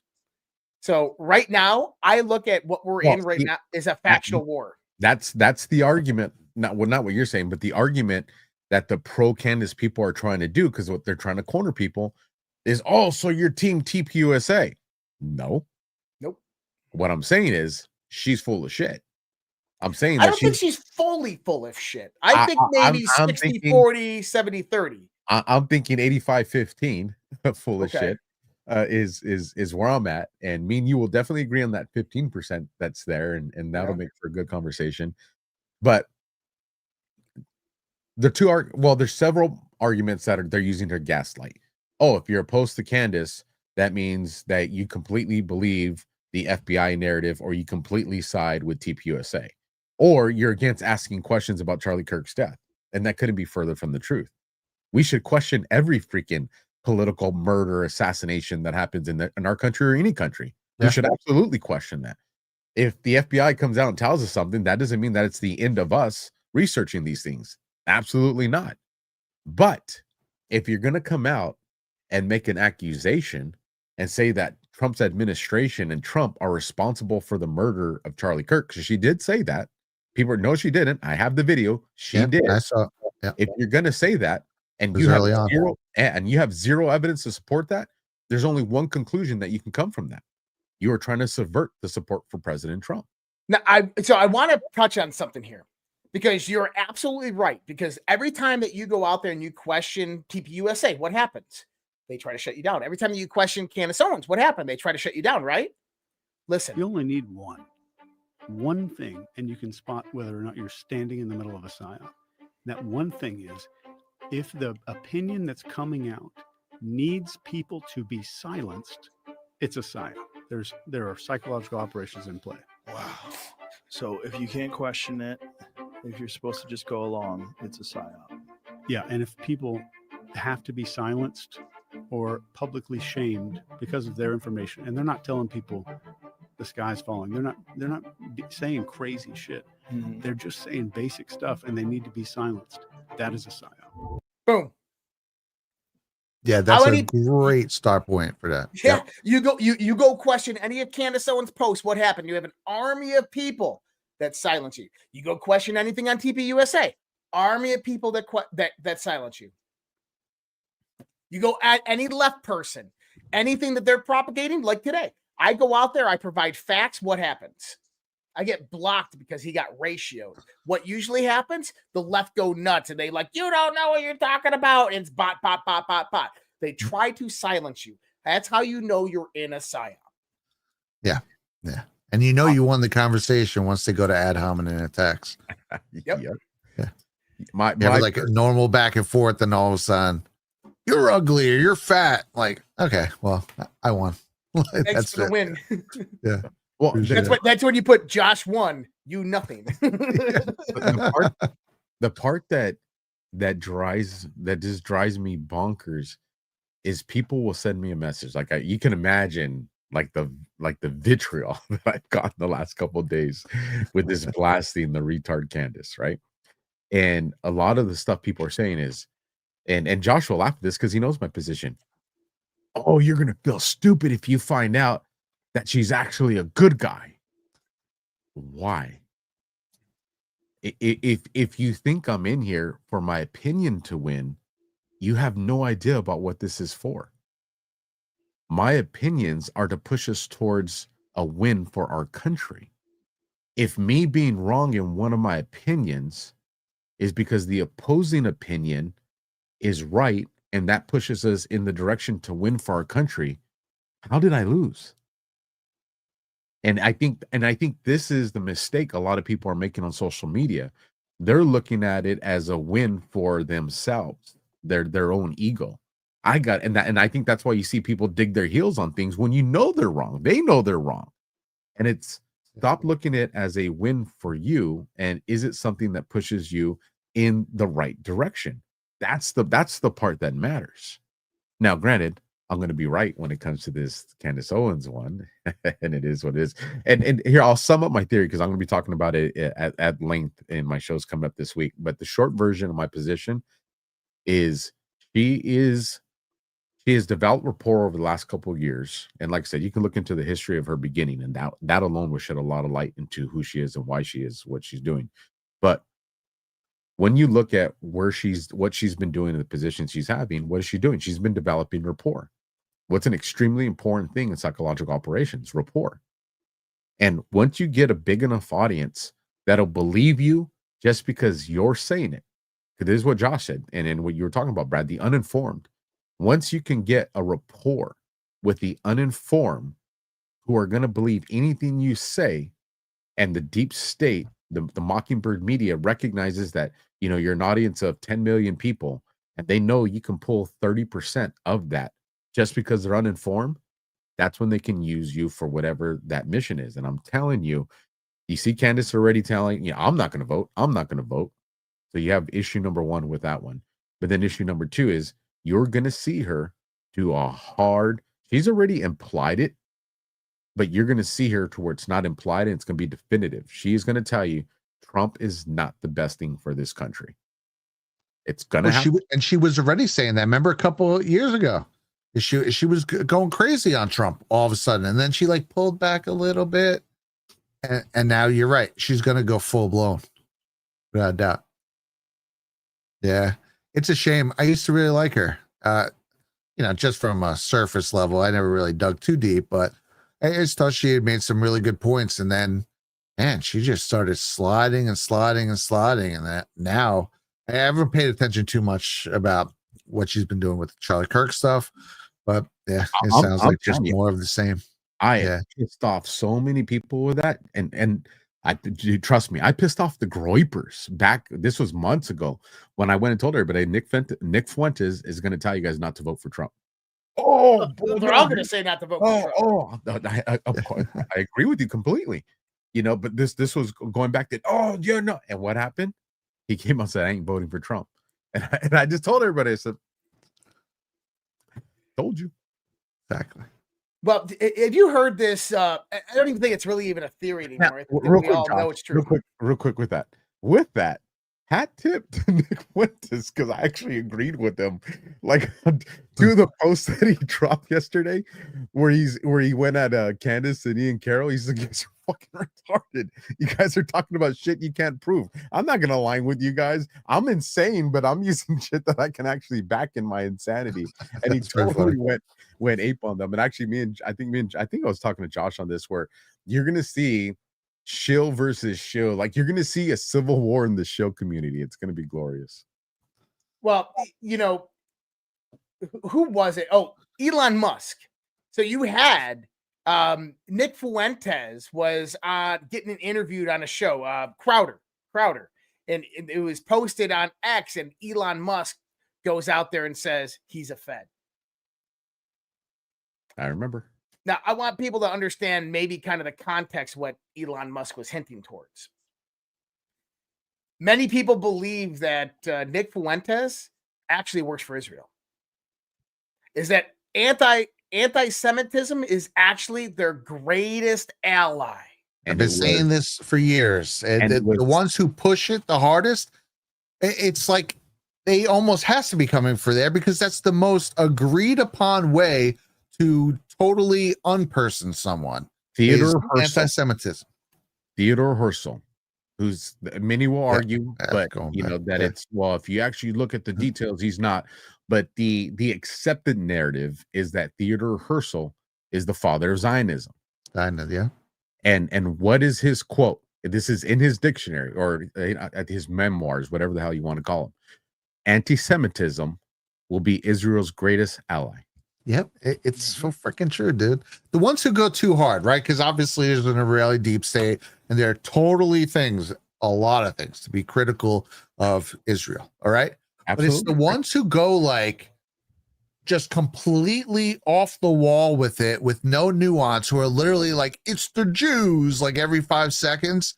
That's a psyop. Because again, what's the easiest way? The second they get you to go full retard with that, the right, the left, everyone in power right now is in full agreement. Hey, let's just cancel this guy, and you will have no one to have your back. Call your congressman, tell him what you did, why they canceled you. You'll be like, whoa, you did what? Goodbye, and hang up the phone on you. So it's the best. It's literally the greatest honeypot they have. Let's see if I can find you guys something that when I saw this, I was like, in my opinion. You ain't wrong though, bro. Just so you know, I agree with you, but I want to find this thing, because when I saw these headlines coming out, I said, I fucking called it. I called it. So I'm gonna see if I can find it for you guys.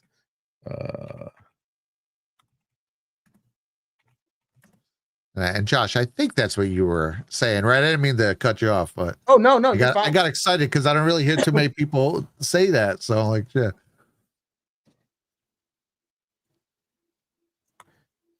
Now nobody wants to talk. I'll give it to you.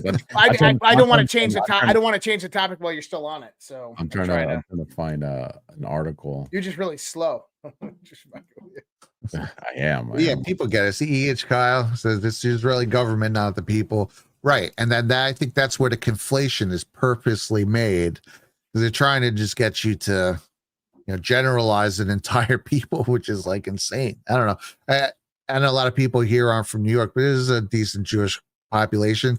my neighborhood particularly didn't have Jews in it, but over the years I've met normal people who are definitely not involved in like some crazy Illuminati conspiracy who just happen to be Jewish. So it's just like, what?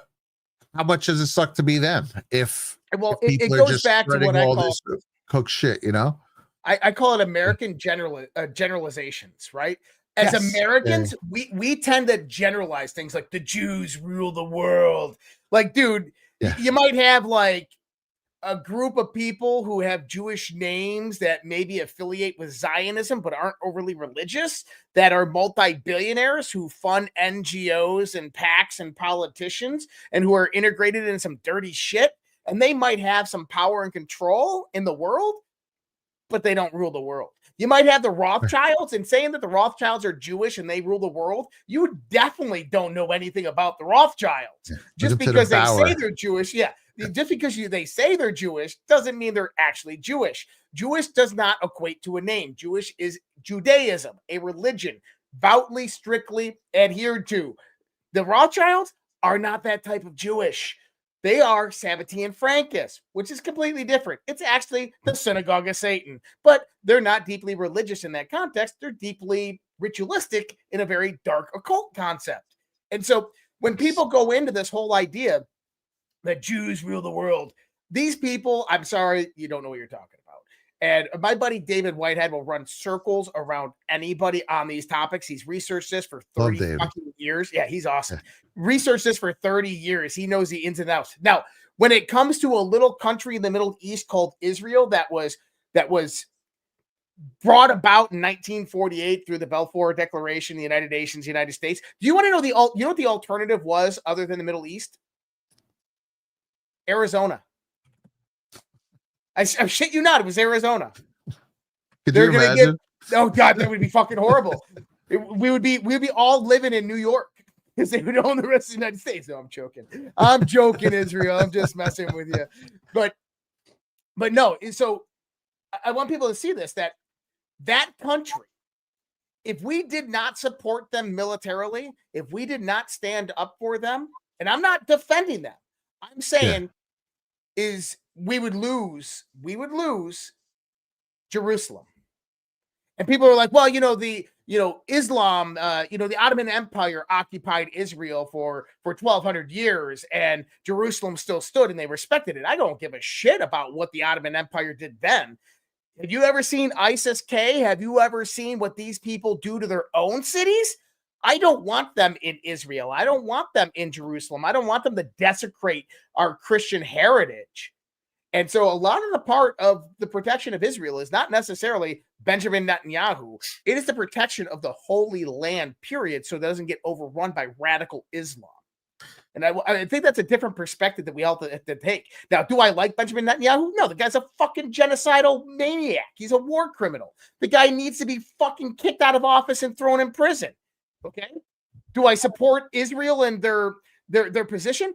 I'm not Israeli. I didn't grow up in the Middle East. I have no idea what it's like to grow up in that country. So therefore, I cannot really talk about how they perceive the world because I guarantee you it's quite different than you and I.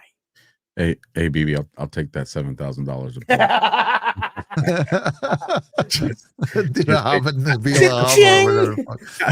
Look what I got. I'll throw a menorah in the background and everything, brother.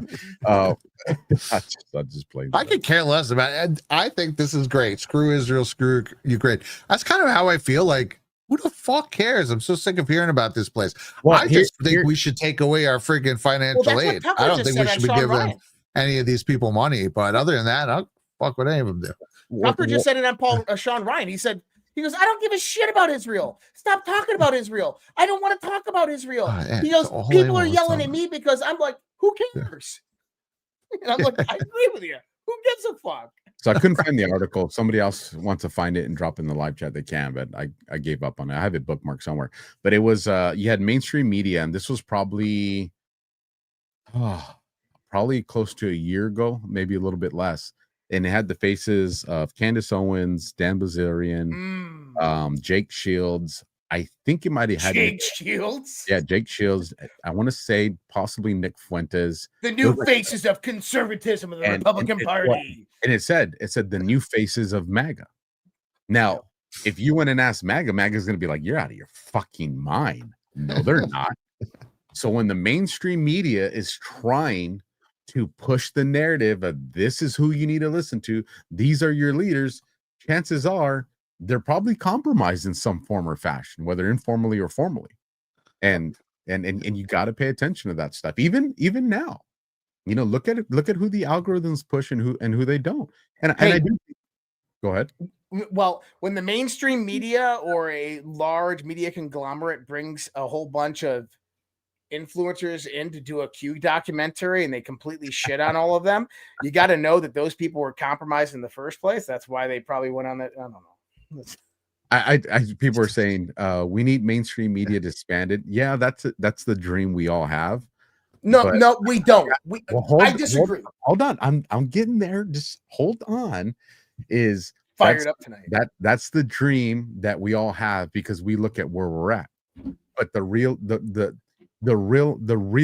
reality of this is you can't, because the vast majority of the public is never going to subscribe to alt media and citizen journalism and all that. There's just a population that's so massive that's never going to go in that direction, and you can't force it on them because then you're replacing one tyrant with the other.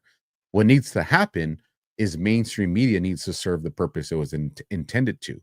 You need to remove the propaganda machine out of it. You need to remove the Smith Modernization Act out of it.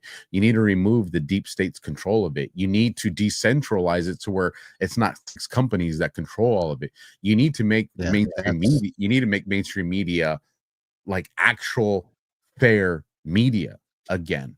That's the reality of what actually is probably going to happen. And I know people are going to get mad. No, it's not. It probably is. Go ahead, Josh. Okay. So here's the number one reason why you don't want the mainstream media to be demolished and put away. Number one is that would produce what's called a vacuum. And in the midst of that vacuum, you would see a centralization of news organizations. I.e., you would see, you would see Jim Boole. I'll just use a weird name. Jim Boole. I think people can understand that one. He would rise up as the new leading mainstream media. Would he wear a beanie? He would wear a beanie, and they would sit around a table with, very expensive mics and cameras, and it would cost, $32,000 per episode to go out there and produce it, sit in front of a fucking table with 5 cameras and 6 microphones, but it costs a lot of money to produce. And they would put out their opinions as facts, and people would believe it. And see, here's the thing is that they would capture the vacuum. I don't want that to happen. I want the normies to watch CNN. I want them to watch Fox News. I want them to watch the bias spin of the news and media. Because here's the thing. It's so much more appreciative when those people find us and they go, holy fuck, I've had it wrong my whole life. Right? They start to see the psyop. If they get pushed into alternative media, and alternative media is running a variation of that psyop, but that just makes you have good feels and feels just a little bit better, they're never going to learn. They're never going to see through the minutia of the bullshit. And see, you need the mainstream media to separate the bullshit from the truth. And by the way, I don't know if people saw this, but Netflix announced that they're going to be purchasing Warner Brothers. Netflix is Reid Hoffman, Barack Obama, associated with A24 Studios, Netflix. He's on the board of directors of Netflix. They're going to be purchasing Warner Brothers. And Trump says, I'm going to be watching this deal all the way through. Now, why did Trump say that? Do you know who Warner Brothers owns? Warner Brothers? I would imagine a vast amount of companies. News Corp or CNN. Warner Brothers owns CNN? Headline News, HNL, CNN Films. Now, Reid Hoffman and Barack Obama are going to seize CNN. Ooh, that's interesting. That is interesting. Netflix is, oh my God, don't get me started on Netflix. They're like the grooming capital of the universe. For anything kids should just be off Netflix. You guys saw Stranger Things? Well, I you haven't know watched. which- I haven't watched the new series. Yeah, I didn't watch the new Don't ruin it season. for me because I'm gonna watch it. I don't care what y'all say. I'm not gonna watch ruin it for. I'm not gonna ruin it for you. But all I I'm heard. gonna say I heard is he's gonna be like trans or something. he's gay. It's gonna be a main topic. Is the main kid Will Byers is now gay? So Well, he was it gay went in the last from one. fun kids, like kids having a fun adventure and fighting monsters, right? And then you kids get hooked. And then season 5, ass sex. That's like, I mean, that is like, I don't, you know, obviously they're probably not going to get graphic with it, but it's just like, but it's like, that's what, quote unquote, it's going to be a main tenet of the 5th season is him and his sexuality. It's just like, why? It's a fucking kid show. Well, did Like- you see that there is a it was leading news or someone else came out with Pissed all over it for me, Brad. new I'm so all sorry. over it It's for probably me. cool. I don't know. Maybe it might be good if you could just, you know. this tune was that out. this was an overview of talking to going Hollywood. home. So they had an overview of talking to Hollywood producers, film directors of the new films coming out in 2026 and 2027. And they said there's going to be over a 95% drop in all LGBTQ actors and portrayers in films. As in, they were moving all LGBTQ characters from TV. They're pulling them out. The reason is because ratings go blue. But no one wants to fucking see it. I mean, it's like, I get it. There's small, very small part of society. It makes sense for once in a blue moon for a gay character to come out. It doesn't make sense that the last 15 years you can't watch a show without 2 dudes holding, like hugging each other and kissing. It's like, you just I don't want to see guarantee- it. No one wants to fucking see it. Girls don't even want to fucking see this. I That's weird. guarantee, not to make the show go sideways or derail us, but I guarantee you, if we did a poll, there is a larger percentage of people who watch movies that want to see Total Recall's 3-titty woman in like every movie that comes out, every sitcom that comes out, more than the LGBT stuff. So do you acquiesce to us, the small minority, because we want that? The answer is no. But you acquiesce to to the LGBT community, that's no, you don't. If they want to fund something and create a movie, then have at it. The freedom of the press. You should be able to do that. You know, Creative thing. Hollywood's been trying to bring about the gay narrative for so long. I mean, do you remember the 1990s? They tried bringing around the gay narrative, but they did it with women being gay because that was the only way that they could kind of acquiesce to men. Do you remember the movie Boys Don't Cry? Does anybody remember the Hilary Swank but movie I do Boys Don't Cry? remember. She dressed up No. as a dude, She tried to have sex with her girlfriend with a dildo, and she got beat up. Peter Sarsgaard. Nobody remembers that movie? It's like the first gay movie I ever saw. Me and That's the last gay movie I ever saw.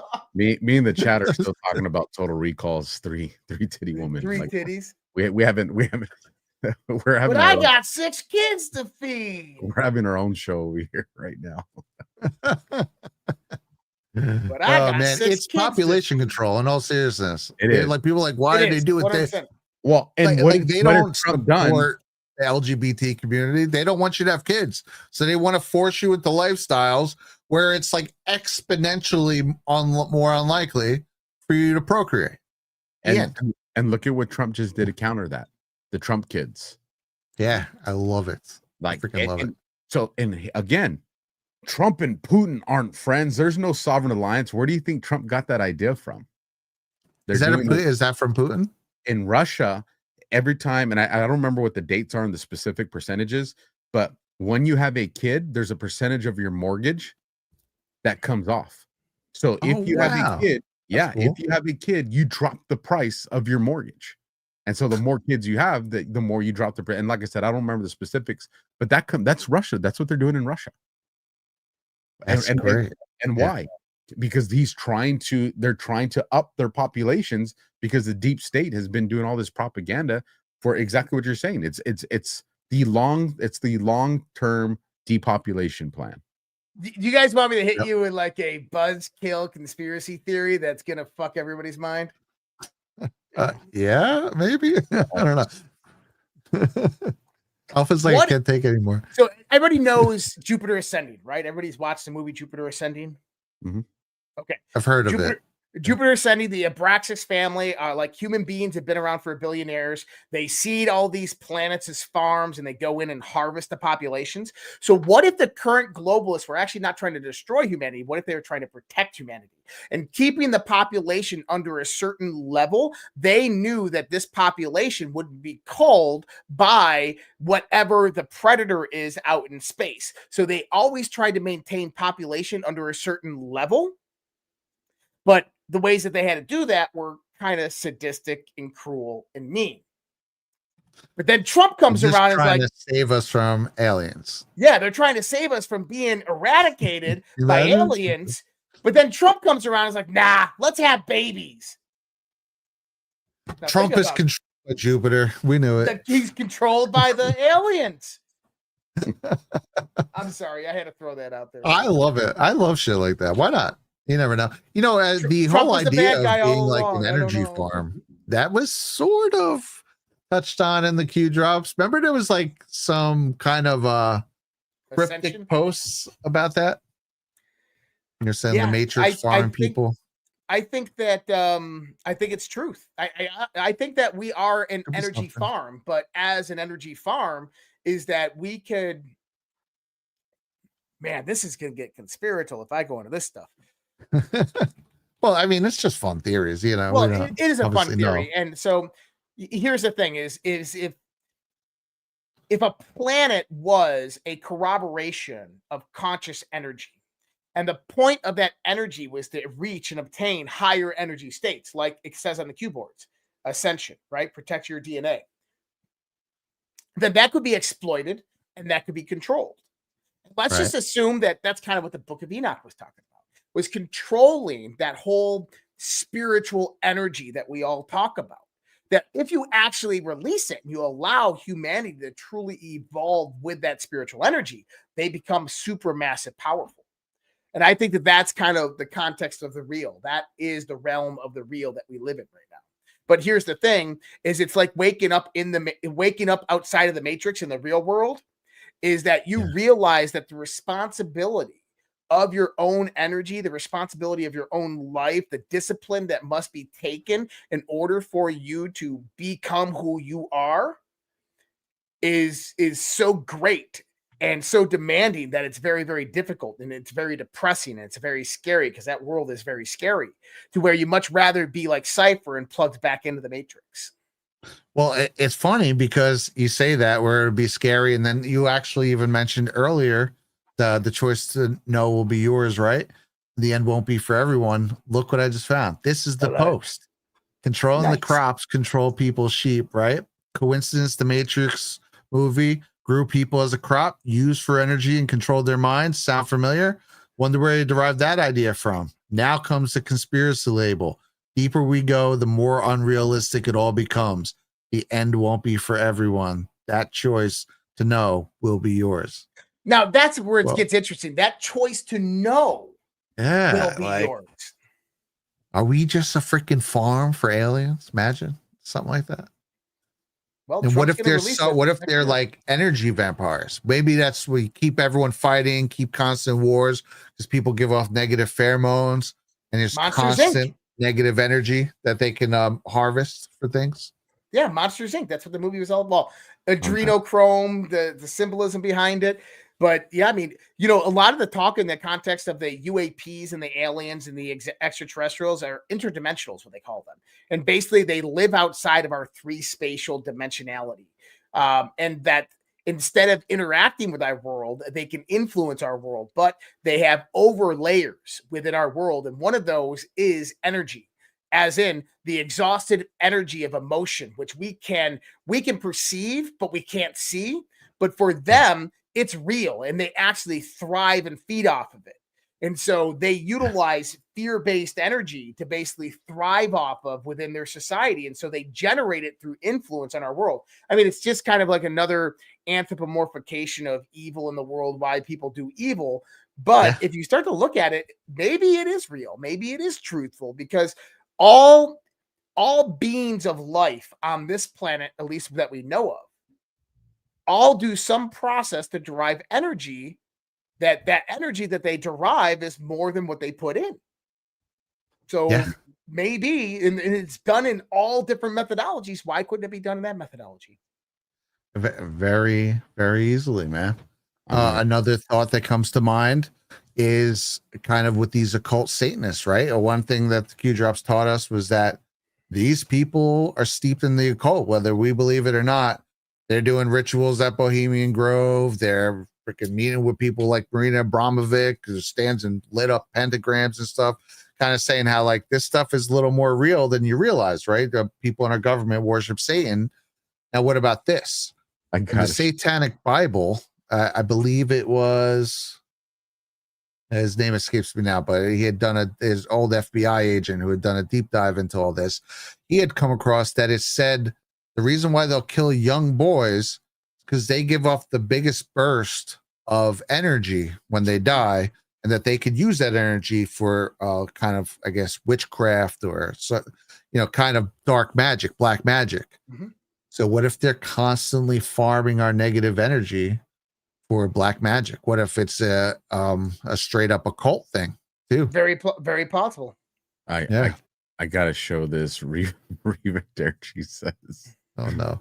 So we're talking about space Jews.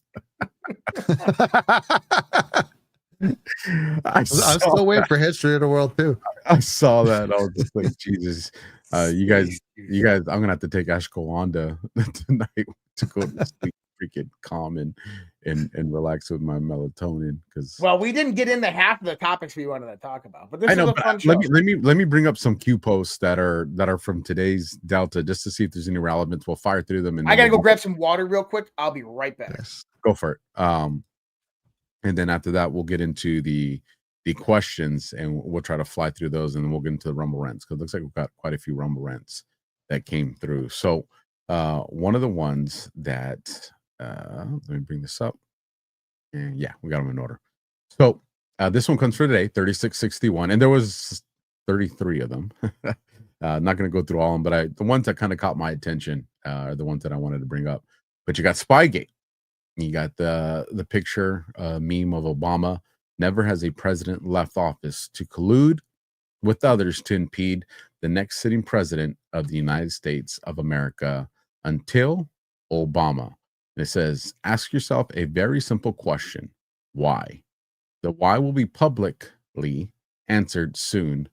Dark is to light, or darker greater than light, if you want to take it through the math symbol, however you want to look at that. Which I found kind of interesting.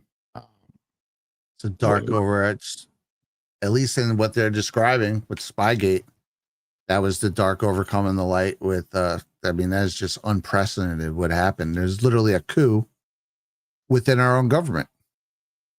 Well, and look at the faces you have in there. You have freaking Comey, McCabe, Clapper, Brennan. It's just it's I truly think we are going to see another indictment, big indictment, before Christmas.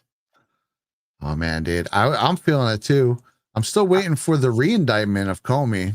That's coming. They're not going to just throw that out. That one. So Rumorville's this week with that one. Yeah. I feel like that one's going to get paired up. I wish Josh was here because I'd like to get his thoughts. One of the things that Josh, and you've seen it, Brad, because he's brought it up before here on Q After Hours, is you have the Comey and Brennan side-by-side posts. Yeah, the 9/11 posts. Yep, the two towers on 9/11. Yep. The two towers.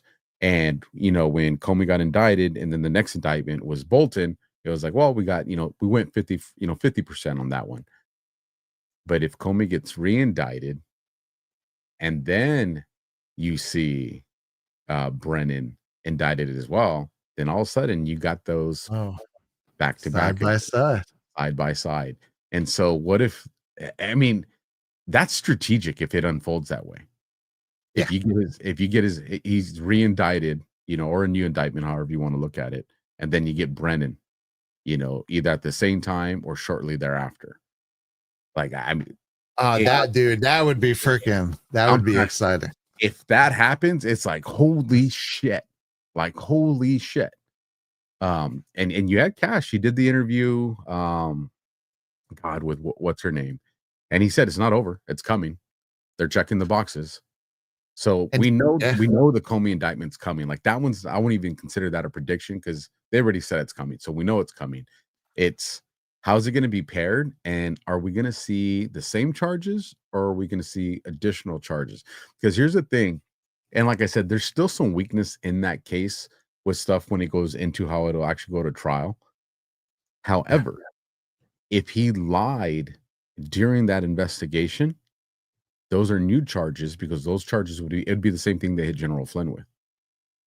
And you could indict just on that.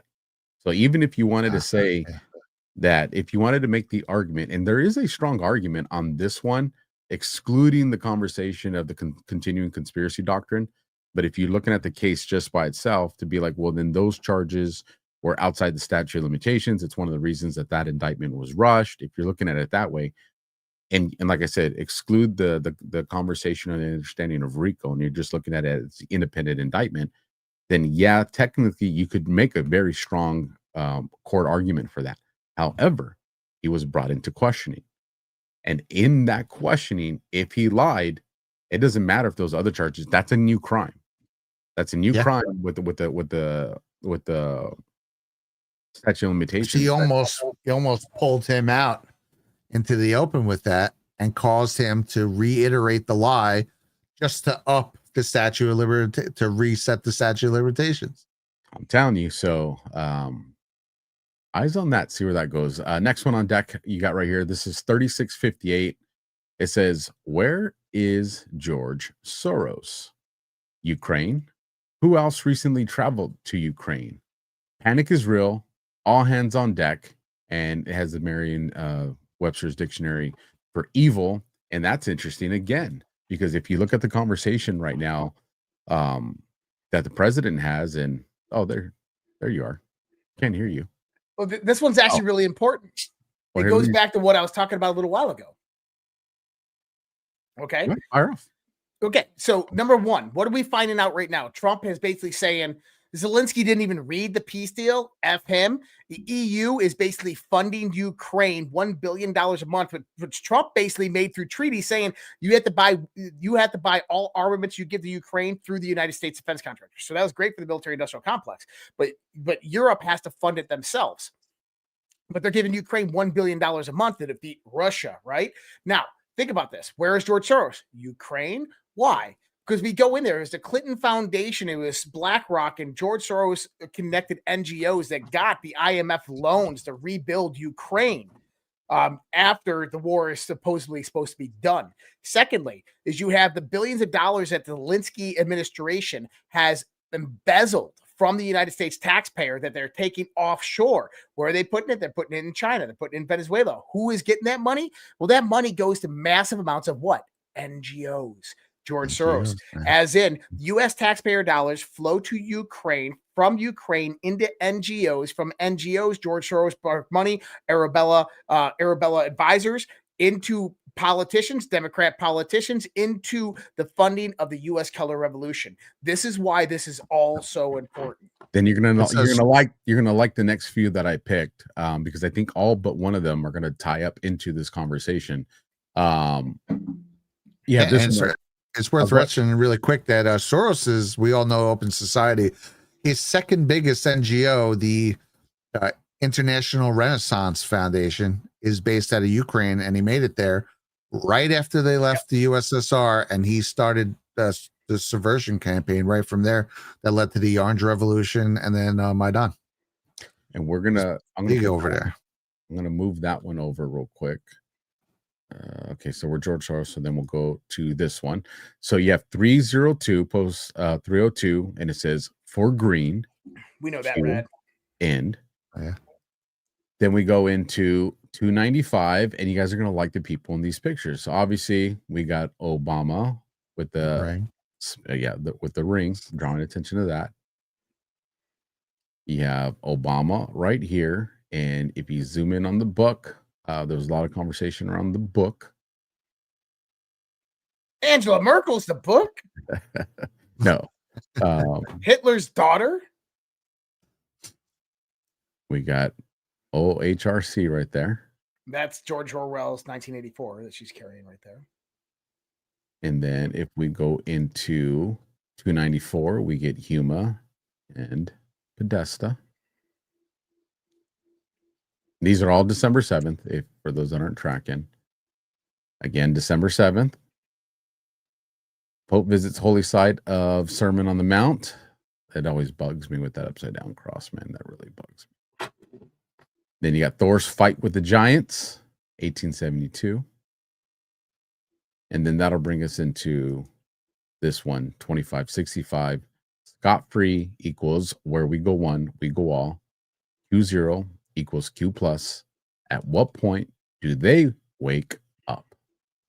That's like Ridley Scott and White Squall, right? Because it was like Scott-free Productions.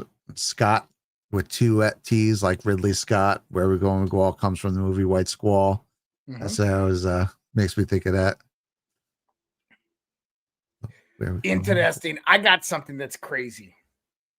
I want to show people part of Trump's plan that the left is actually celebrating and they don't realize the truth in the matter. That's not the damn post I was looking for. Hold on. I'm in a good mood tonight, man. Here we go. I think he went and got more than just water, just saying. I know. 20 plus House Republicans are expected to announce their retirement this next week. Did you know this? Track retirements. Tracking. Yep. So 20 plus 34 Republicans are going to be resigning from Congress, all in Republican strongholds. Okay. I want you to look at this. What are they doing? Running for Senate, running for Senate, running for governor, governor, attorney general. Well, are they good? Well, I guess it's all different types, I guess. Byron Donalds, Nancy Mace, Marsha Blackburn. What is Trump doing? He's taken his loyalists and he's putting them into the states. Governor's so important. It is. It's just like, I mean, it's like just under the president. It's the president of that state. So now let me ask you this. What was one of the grievances of why MTG said that she was in a feud with Donald Trump? Because he told her she couldn't run for Senate or governor. Yeah. And that he wouldn't endorse her. Why am I not on your list? That's right.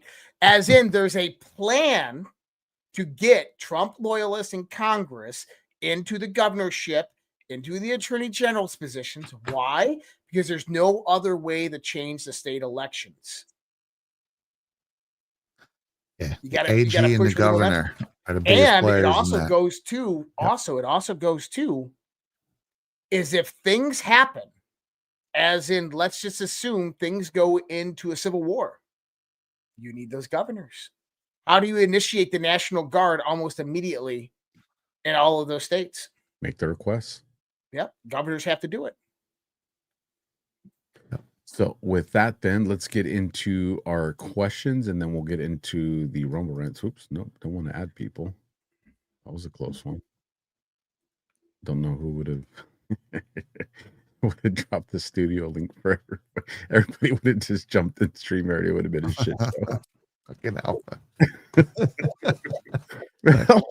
Hold on, there's like 2,000 people come into the studio. Oh, by the way, did anybody see this shit?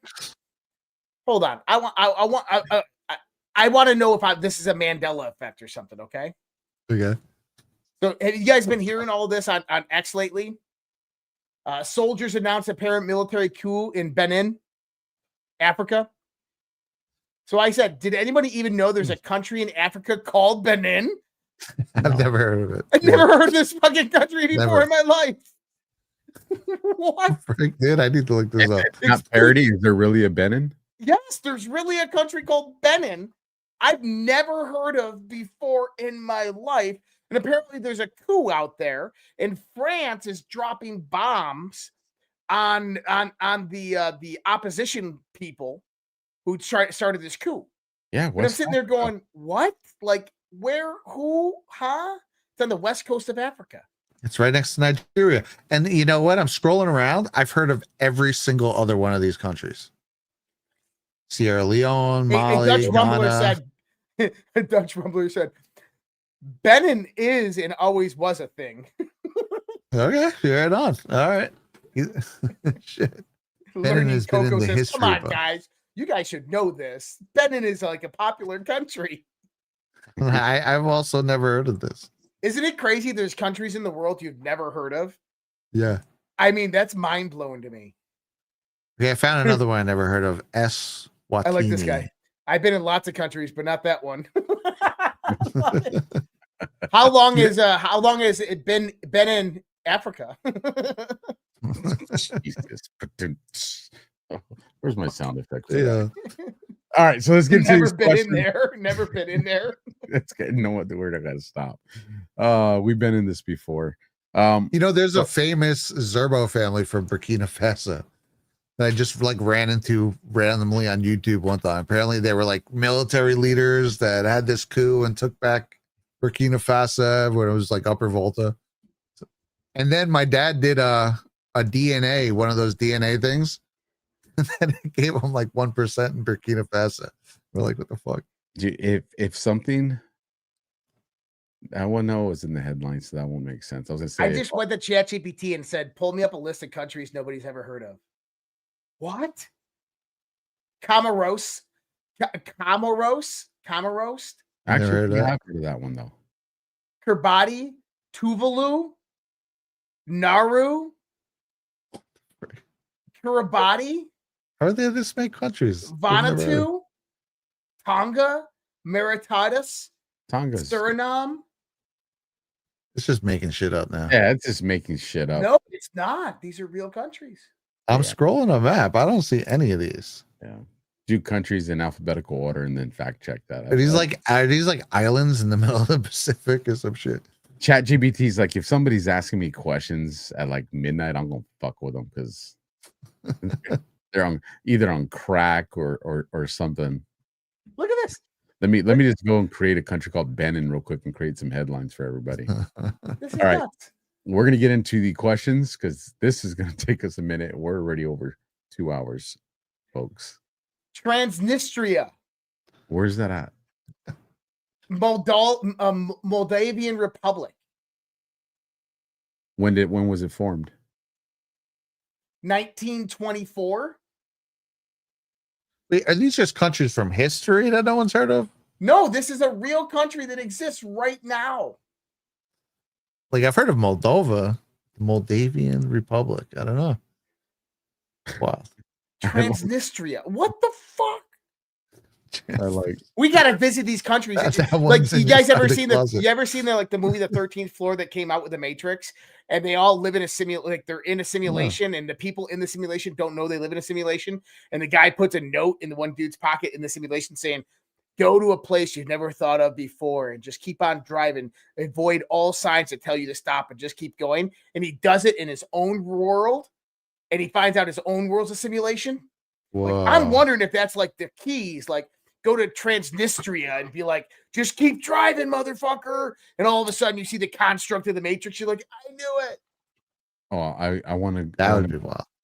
I want to bring up TLS Pud says Jushkanistan.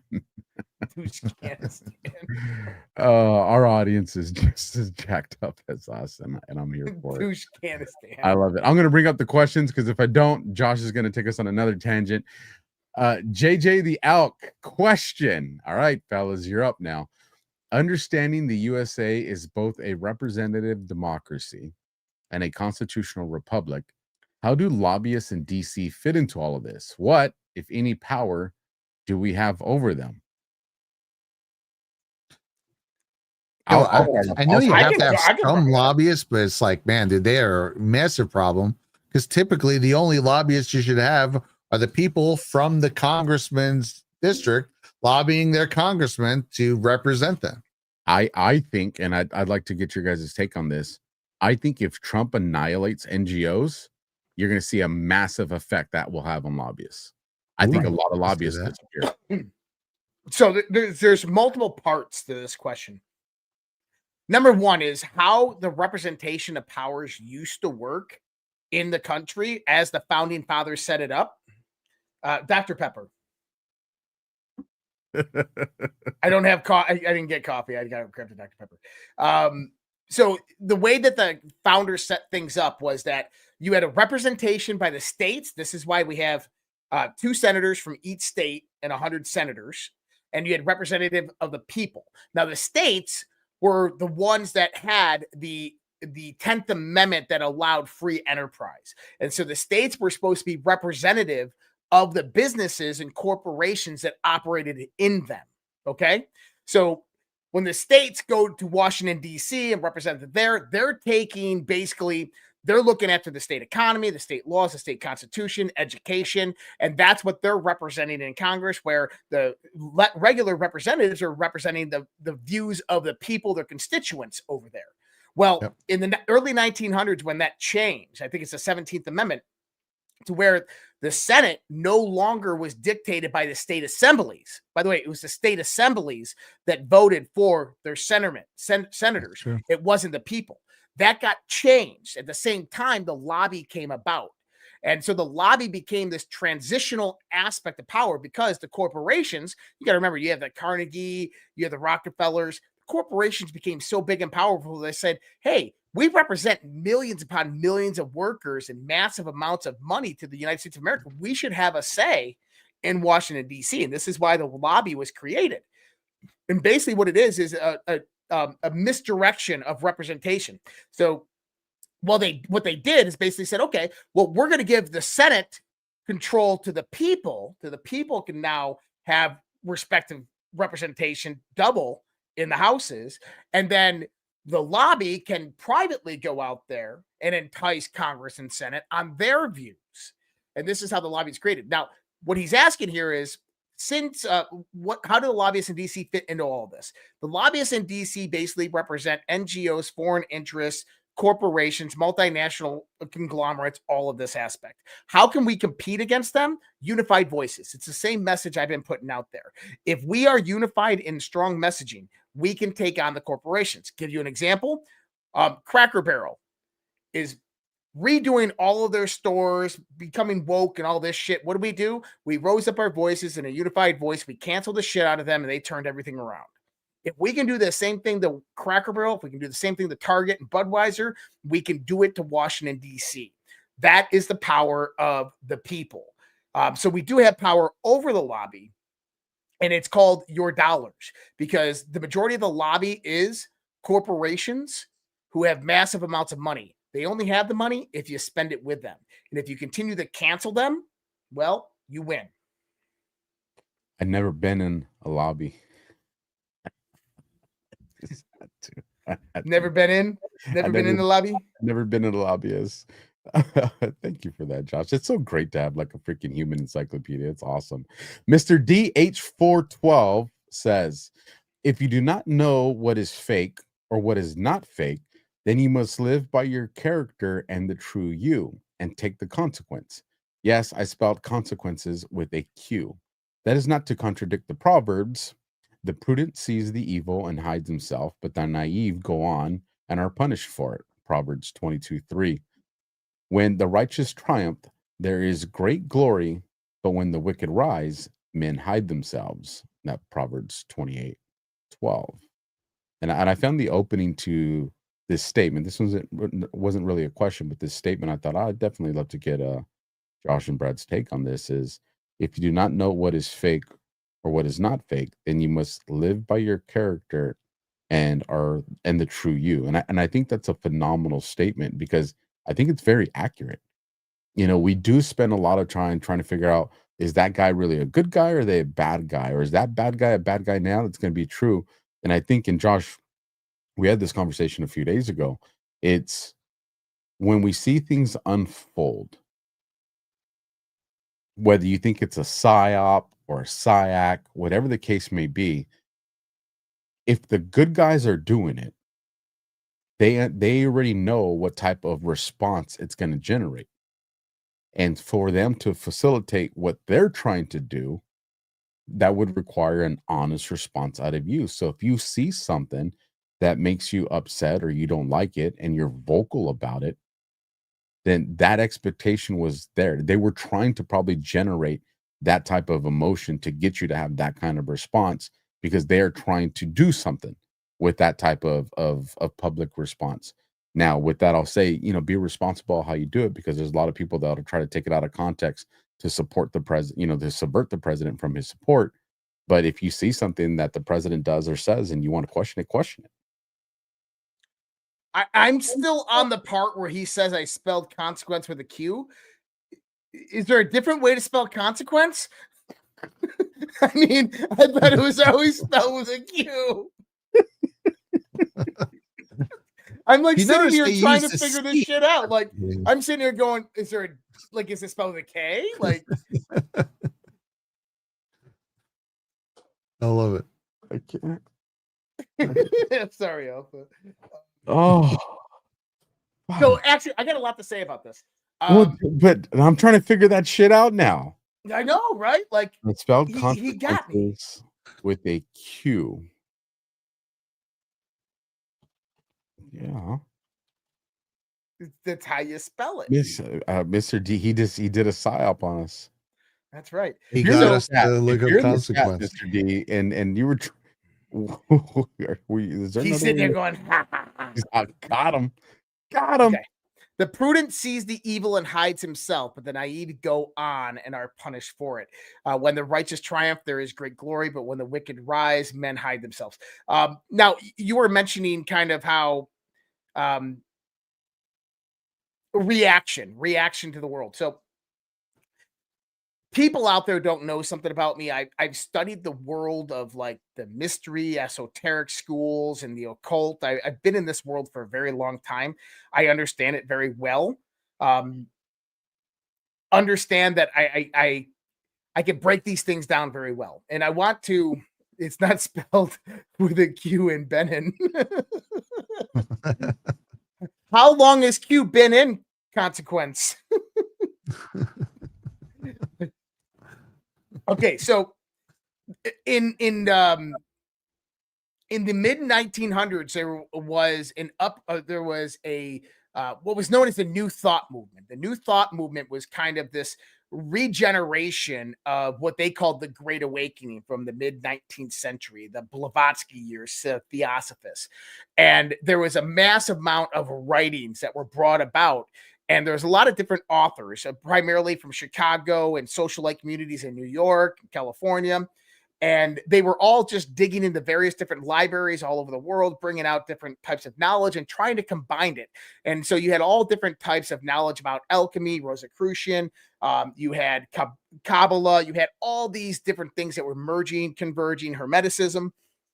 And there was one author in particular that called himself the Three Initiates. And everybody's probably heard of the book, The Kybalion, by the Three Initiates. Well, the Three Initiates wasn't three people, it was one guy.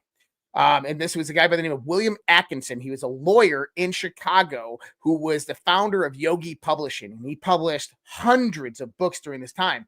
And the one book that he called the Kybalion, which was this mystery word that was known by our ancestors to mean the path to great knowledge, is just a word he fucking made up.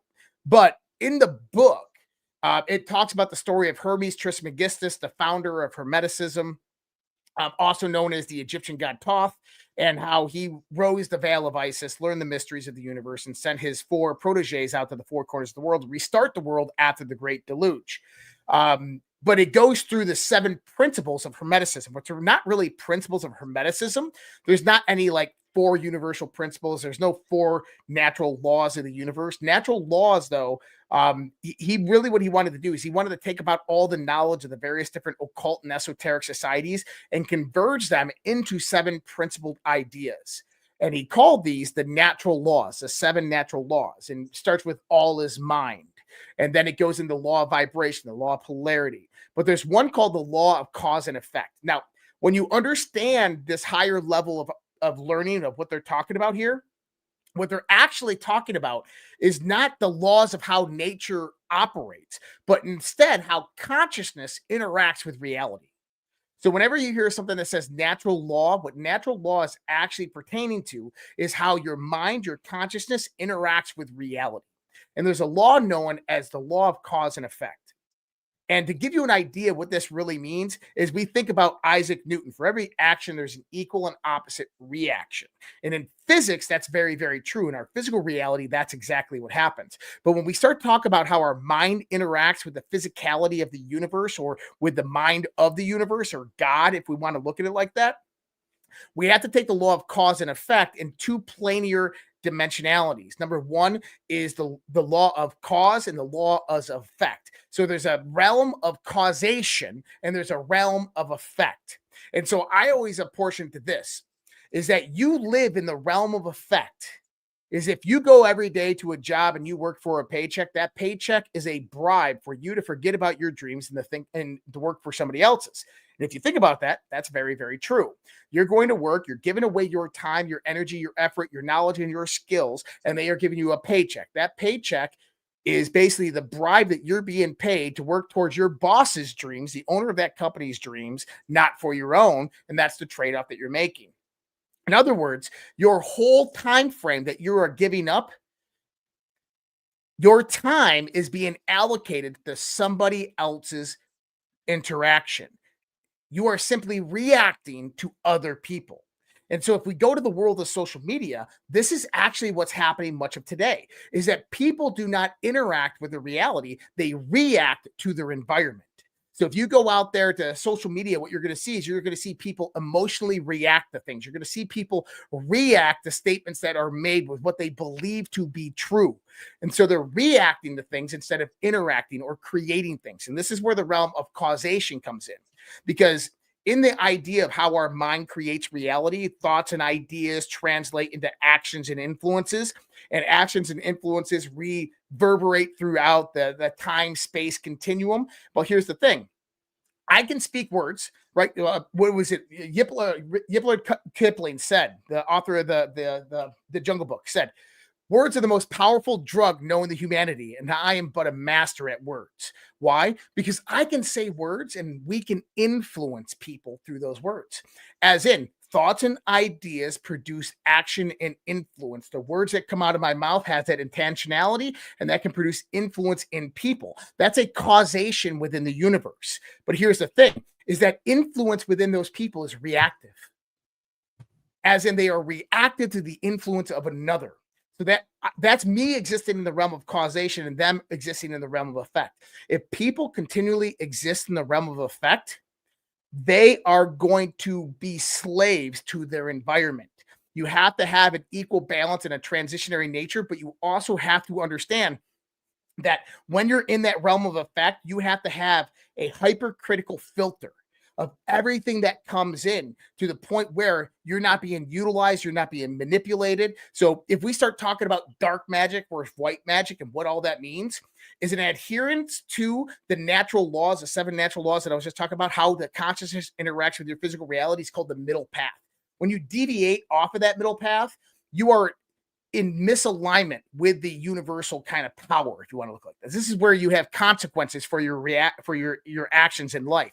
This is where you have things that happen in your life that, oh man, I'm on the wrong path. Oh, things aren't going well for me. Well, here's the thing, is dark magicians, they don't go out there and force you to do things. They manipulate you through that realm of effect. They manipulate you through the realm of influence, because most people exist in one of two states: nescience or ignorance. Ignorance is that you're aware that there's this whole other world around you, but you choose not to know anything about it. Nescience means that you know nothing about the world around you, right?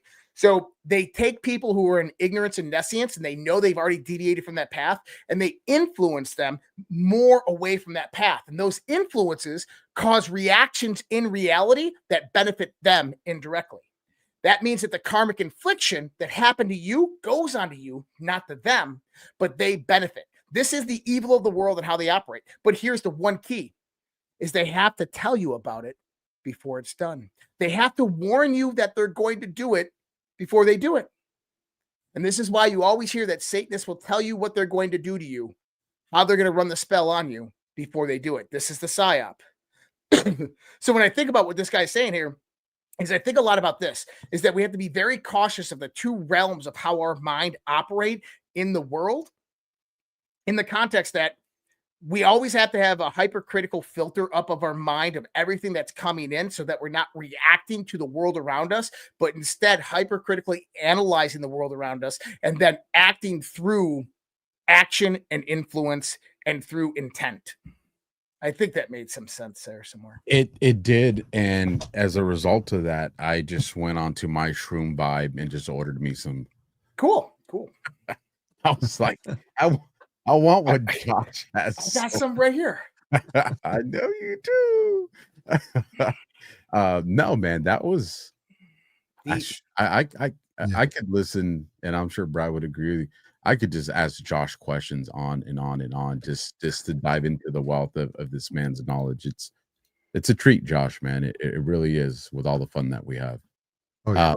Carrying on to yes, though, he says, why would it be lawful to shoot them once but not twice?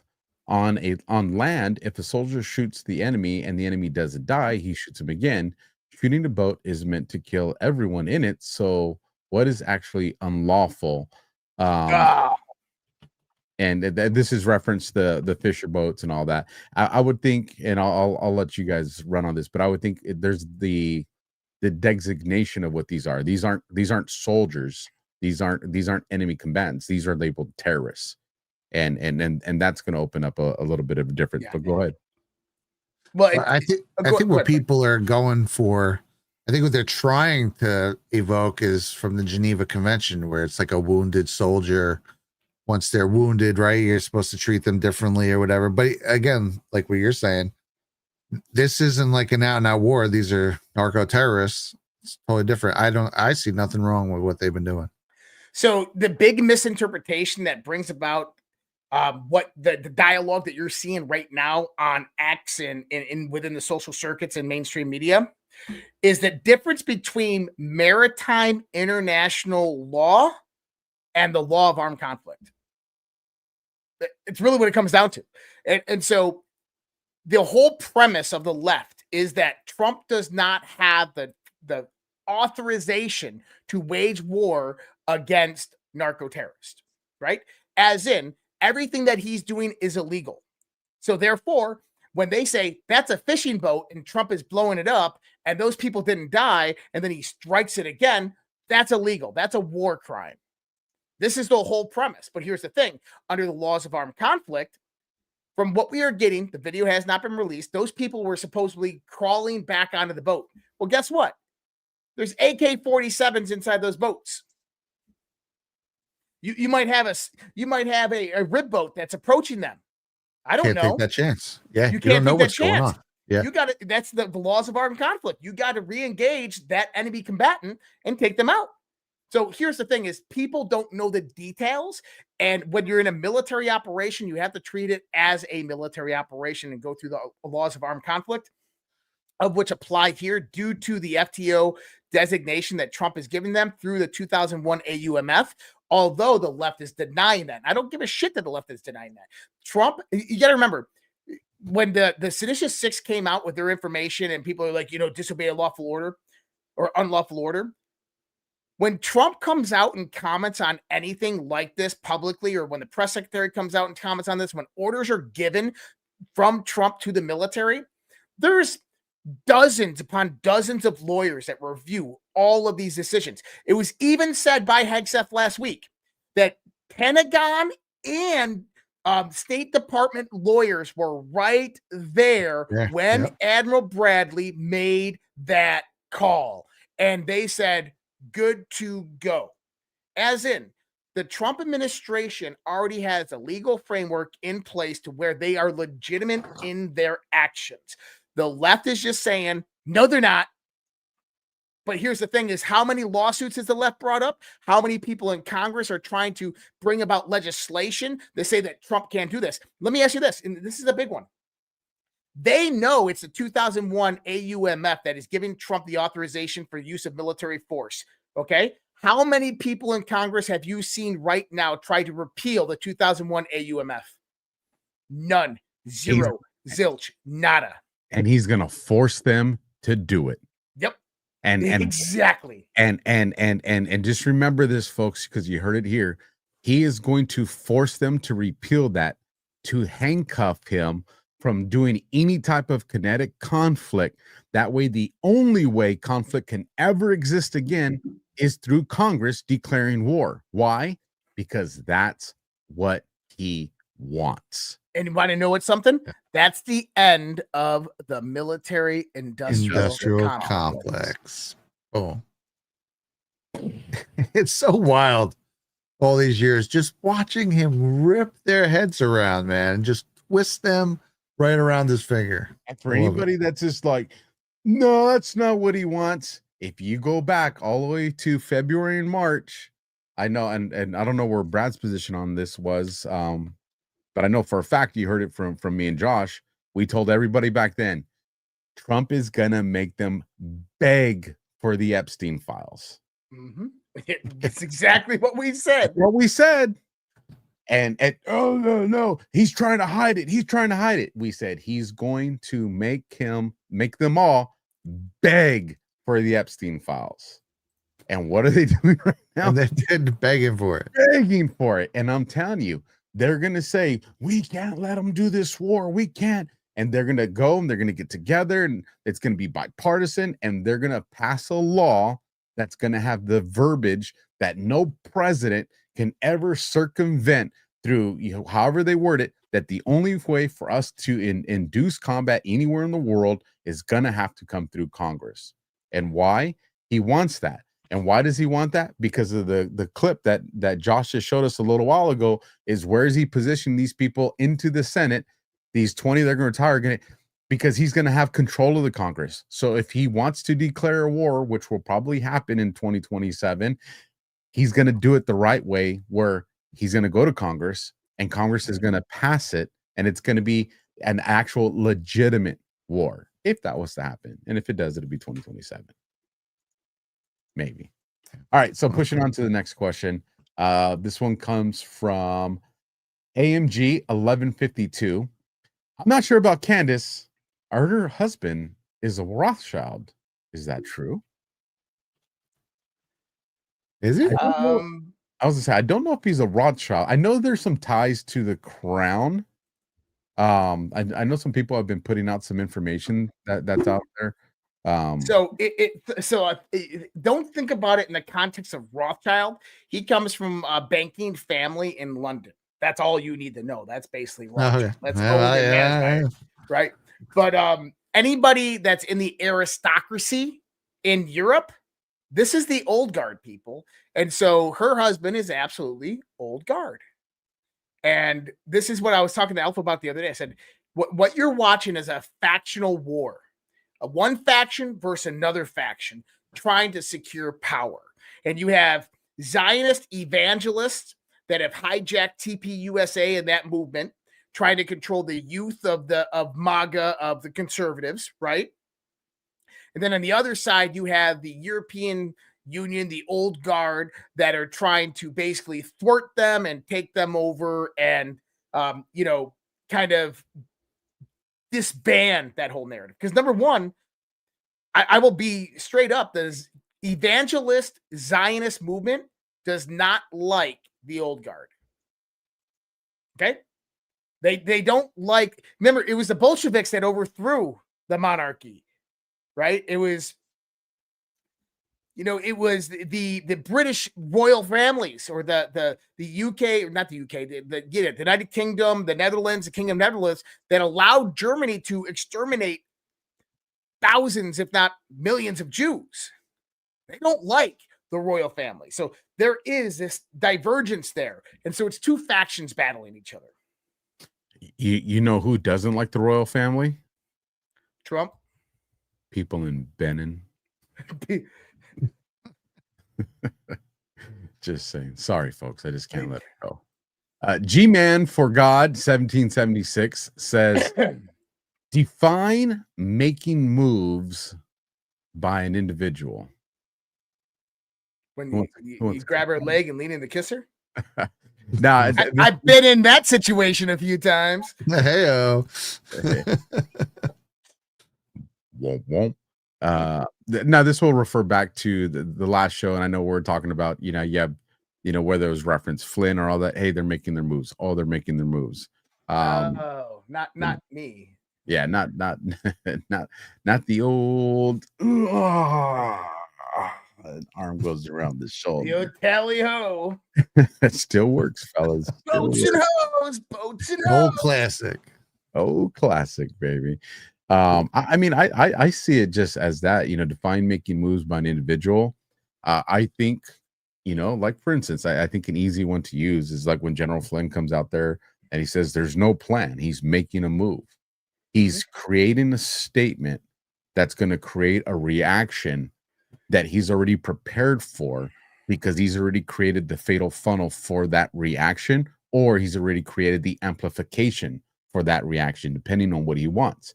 And chances are is because there's something coming down the pipeline that he's trying to get ahead of, and he wants everybody to be on the same page, or he wants to eliminate something from the argument. So making moves, I think that's how I would use it, using General Flynn as an example. Well, I think that it's rallying the troops. Is if everybody comes to the understanding that there is no plan and this is serious and dire, then people are more forward to wake up, to rise up, to speak up, and to join together for a revolution. And in the midst of a color revolution, that's what you need. Without doubt, dude. You want people at the absolute most heightened, this is the end of the line, we all have to jump in and get in the game mindset. And that's exactly what that evokes. And for those, because I've seen on some of the different platforms, people were saying, I really love this question segment of the show. Just so you guys know, this is not a new idea. As a matter of fact, this was an idea I got from GART.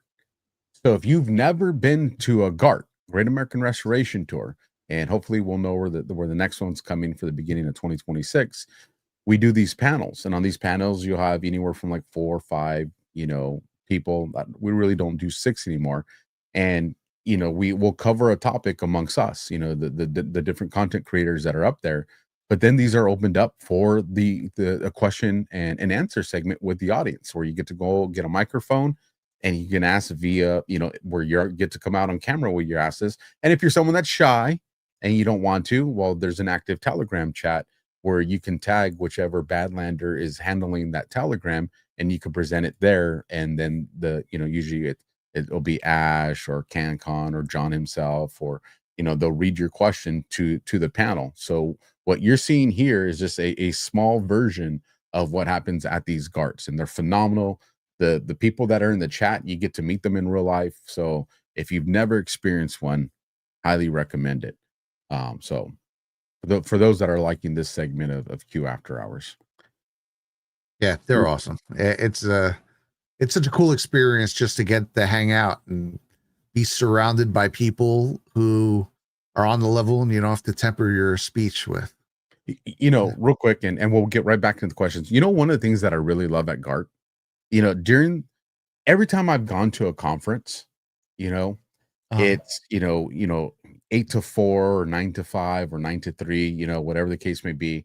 And it's just like, man, I really want to get, ask this person a question, but it's so hard because they'll do their segment, and then after that they go behind the curtain, and good luck if you ever see them again. Yep. And when the panel portion of GART finishes, our audience gets to hang out with us. And I remember, one of the nights that I go out to the, that back, like tiki bar setup that the hotel had. And I remember as I walk out the doors, because I want to go make a head call, I walk out the doors and I see a group of people over here with some of the Badlands guys, a group of people over here with some of the Badlands guys, having their drinks, whatever the case may be, smoking stogies. In the back corner, I see Josh, and people are just around Josh, just asking these questions like, how cool is this? How cool is this that everybody gets to interact and hang out together and just hours of conversations? I've done events different ways. I've been a speaker at an event where you go to a green room, and after the green room you go do your own thing, or you're back in a VIP room, and there's like very little interaction with the audience. GART is completely different. GART is like, it's immersive. How about that? It's immersive. Is that we are just regular freaking people, and you truly see that. that we're no different than you guys, and we're just people that like to have, you know, a good time and talk some weird shit. Yeah. With that, Polo Girl 2 says, question. I feel like it's so gloomy and doom when talking about getting rid of Bondi and Ratcliffe. Would love to know why him, but I'm okay with Susie Wiles. The others would have to go through Congress to get approved. Not sure that would go smooth. Don't need approval through Congress to get rid of them. They're executive appointments, and Trump can remove them at any point in time. And I would say is this kind of goes into that conversation we had earlier of a lot of these things are meant to make you have a authentic reaction, because your reaction is what they need to facilitate their next move. And like I said, calling for the, you know, termination or replacement of Ratcliffe or Bondi, maybe Trump doesn't have those intentions, but maybe he needs to make them make moves.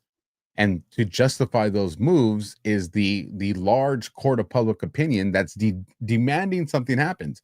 And we've kind of seen this on Trump's Truth posts, where he'll put, why haven't I seen an arrest yet? Why is he posting that? He wants to rile everybody up to demand arrest. Why? Because that gives the ultimate top cover. You know, Trump's the top cover for Pam Bondi. Pam Bondi's the top cover for Bongino, but the court of public opinion is the top cover for the president.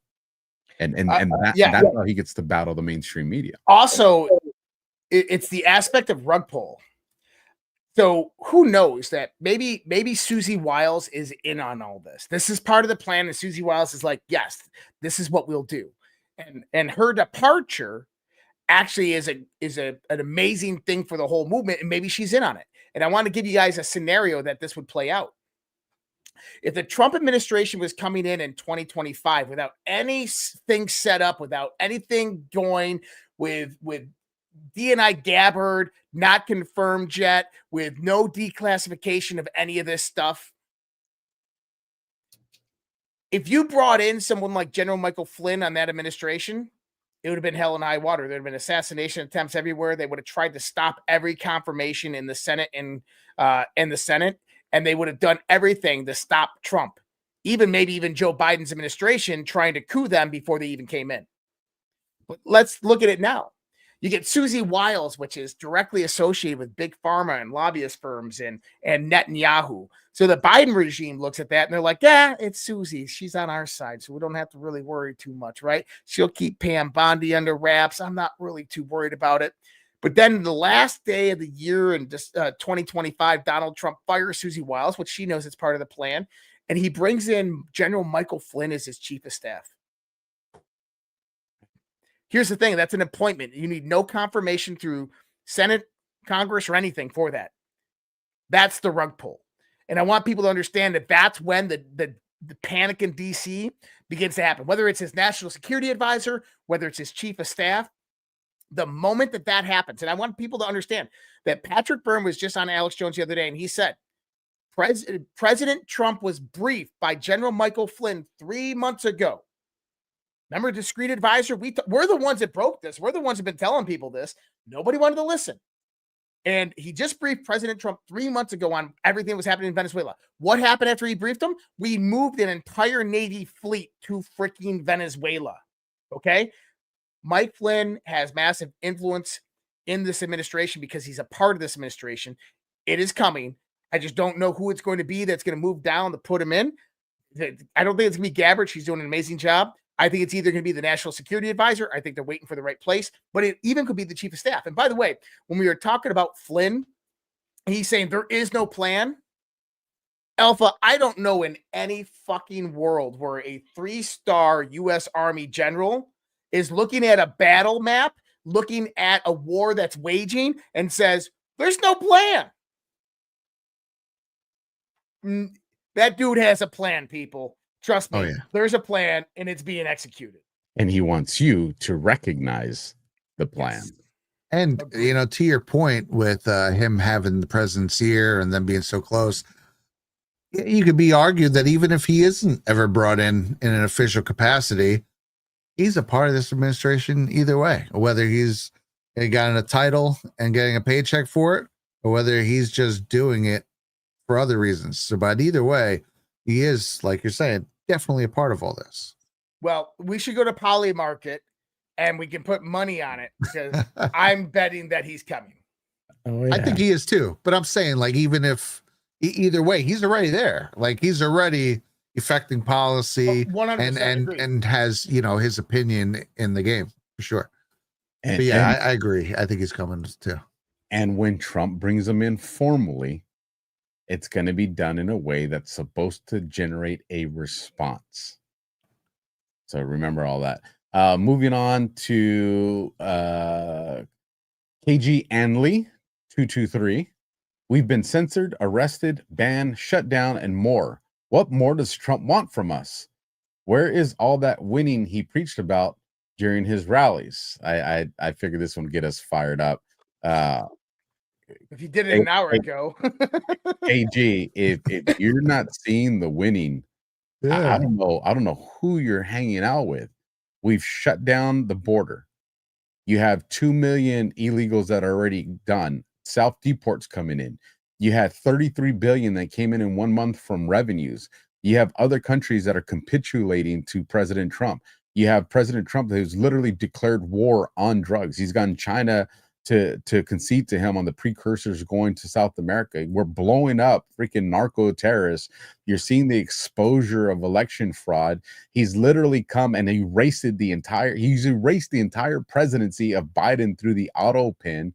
The Epstein files are coming out. Like, I mean, we can go on and on and on and on. So there's a shitload of winning going on. The jobs are up. I mean, it is absolutely insane. Gas prices, if you're not in states where they're trying to keep it up like California, gas prices have freaking dropped down. I mean, it's our military is finally getting to the strength our military needs to be at. The highest recruiting numbers since World War II. Like, it is winning and winning and winning and winning. I mean, this is absolutely it's amazing. If you don't see winning, it's because you have been sucked into the psyop of people that want you to feel that way.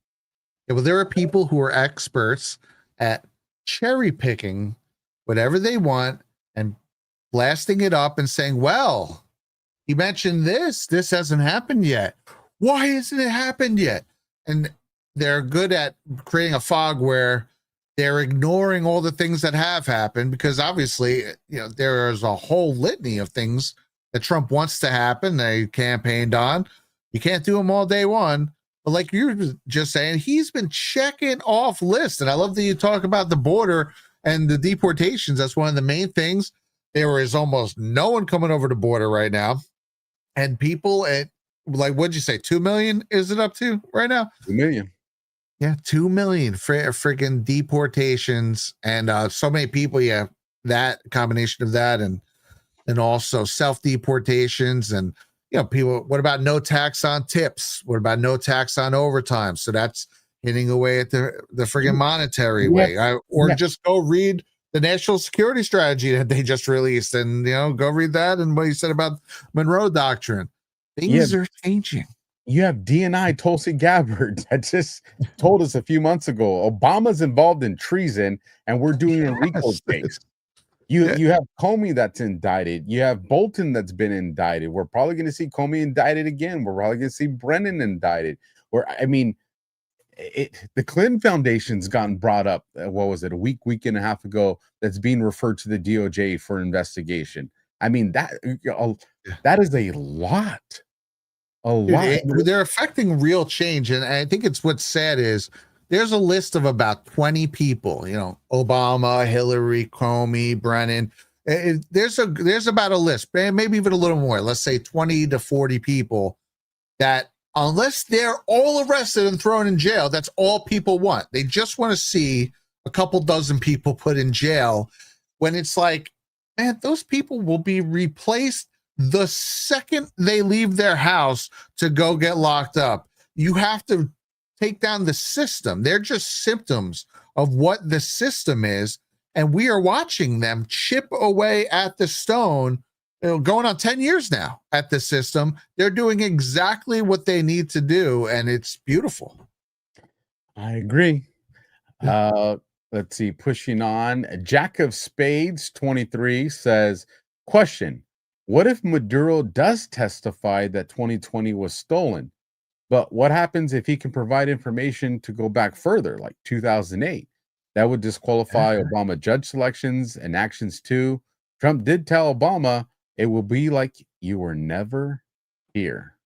2008 was one of the first real eye-opening spikes in votes, and they say because he was so popular and it was such a different thing. Man, maybe, but there are definitely shady things about 2008 for sure.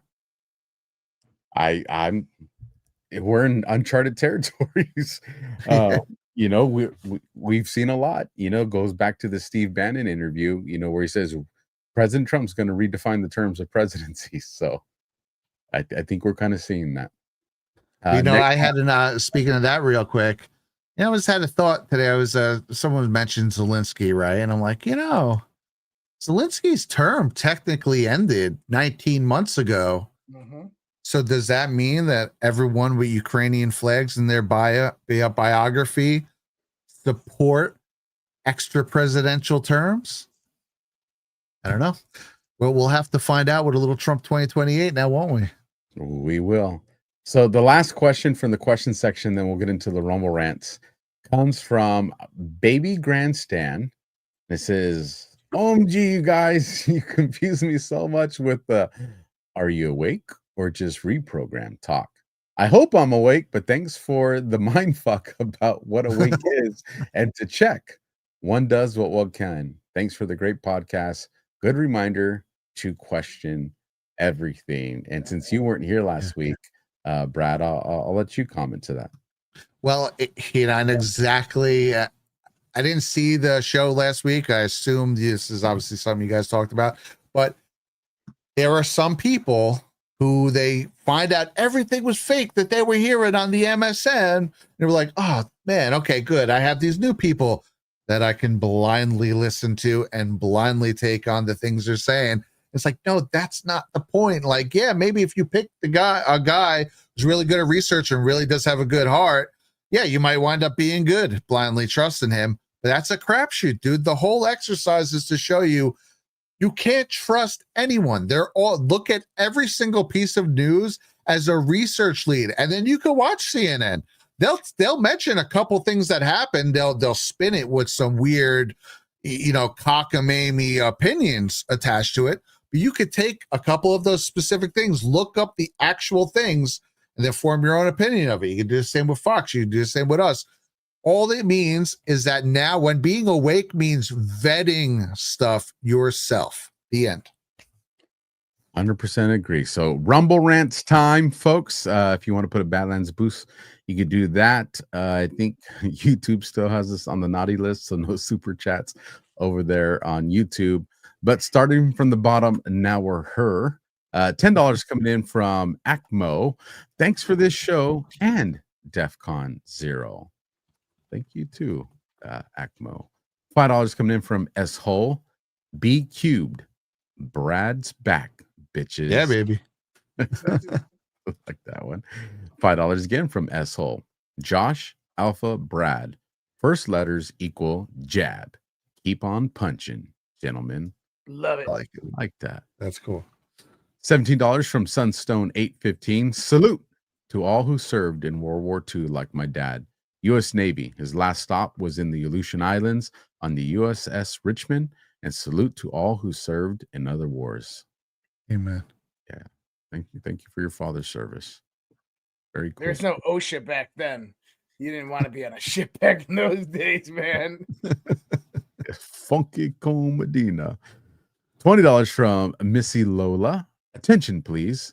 Laura Logan's last interview with Timothy Schindler dropped on D5. Need I say more? I didn't watch that. I didn't watch that one. Yeah. Check that out. Laura. We're going to get her to join us here.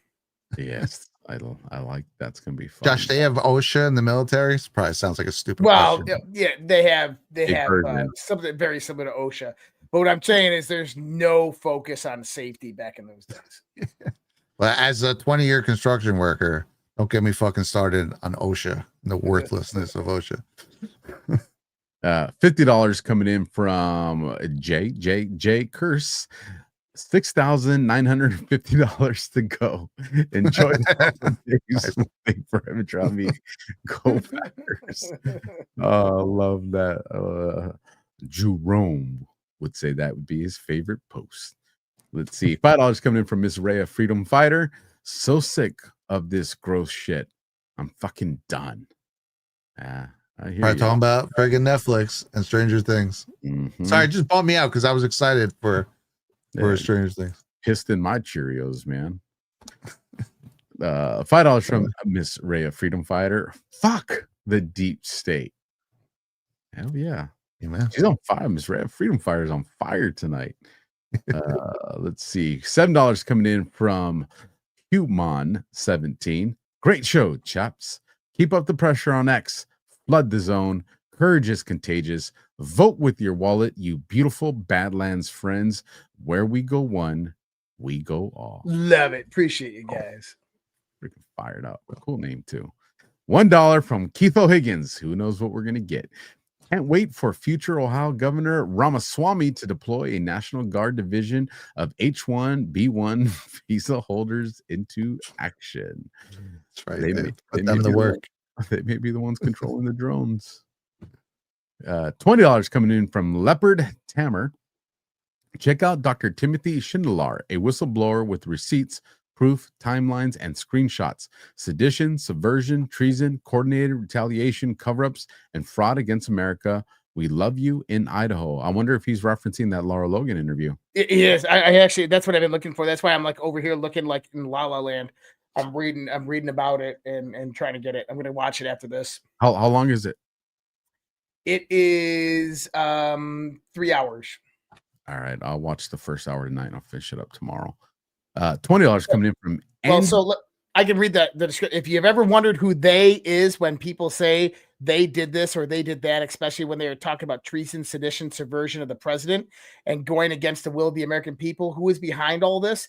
Dr. Timothy Schindler, a former United States Marine Corps colonel, U.S. Army War College graduate, and brave federal whistleblower, has been working on this for nearly a decade, and he has some of those answers. He breaks down how the hidden command and control structure has allowed agencies to move in lockstep to suppress the truth, protect political allies, and silence whistleblowers, from Fast and Furious to IRS targeting to Russia collusion and Ukraine impeachment. The same system keeps appearing. The Council for the Inspector Generals on Integrity and Efficiency, created in 2008 with support from both parties. Schindler explains how this council has been used to shield powerful figures, bury investigations, retaliate against whistleblowers despite legal protections, including Anthony Fauci, as the guest of honor sent a clear message across the government he was untouchable. So this is what this is about. It's a good show. I'm going to have to watch this. Yeah. That sounds a shot out of a cannon. That's awesome. Got my attention. $20 from Andy Pearson. I made it to the end, only drifted off a few times. The spiritual bad boy is back. Made it to the end. That's what matters. $1 from Keith O'Higgins. If you want to have fun with the letter Q, research how the word quiz came about from an Irish bar bet. Okay, so I did this when I saw him say that live.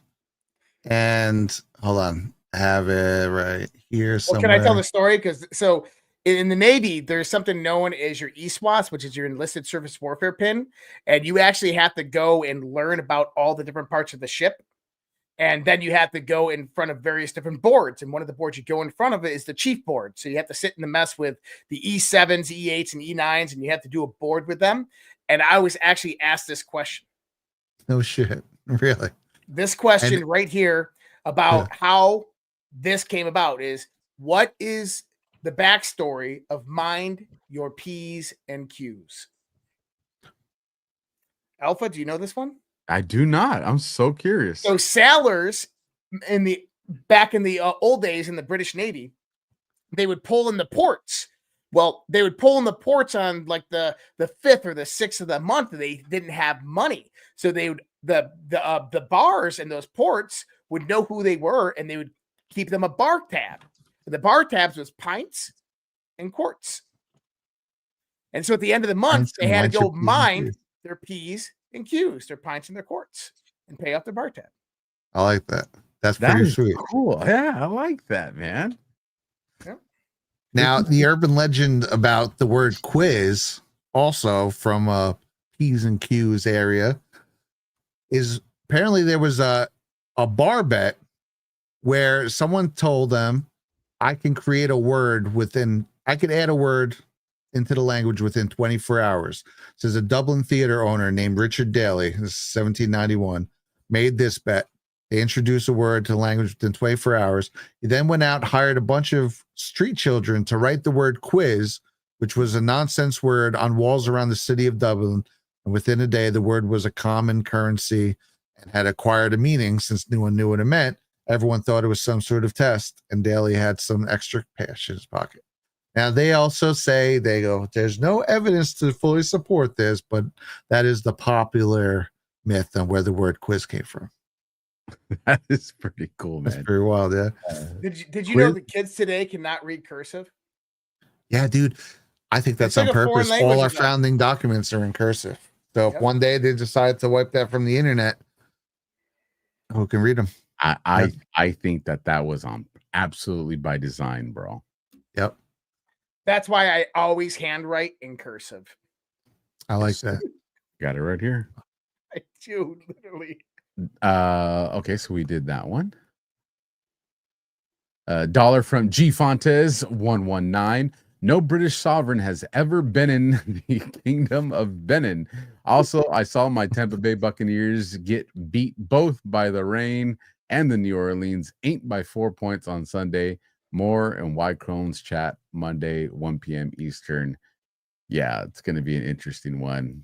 CanCon was already pissing me off tonight. So that will end our Rumble rants. Do you fellas know if we got any boost? Or we solid on the boost? Let's see it. I'll check them real fast. What? Someone just said, shame, Josh, that's necromancy. What the fuck did I do? Are they behind in the show and just comedy now? Necromancer. Probably. You necromancer.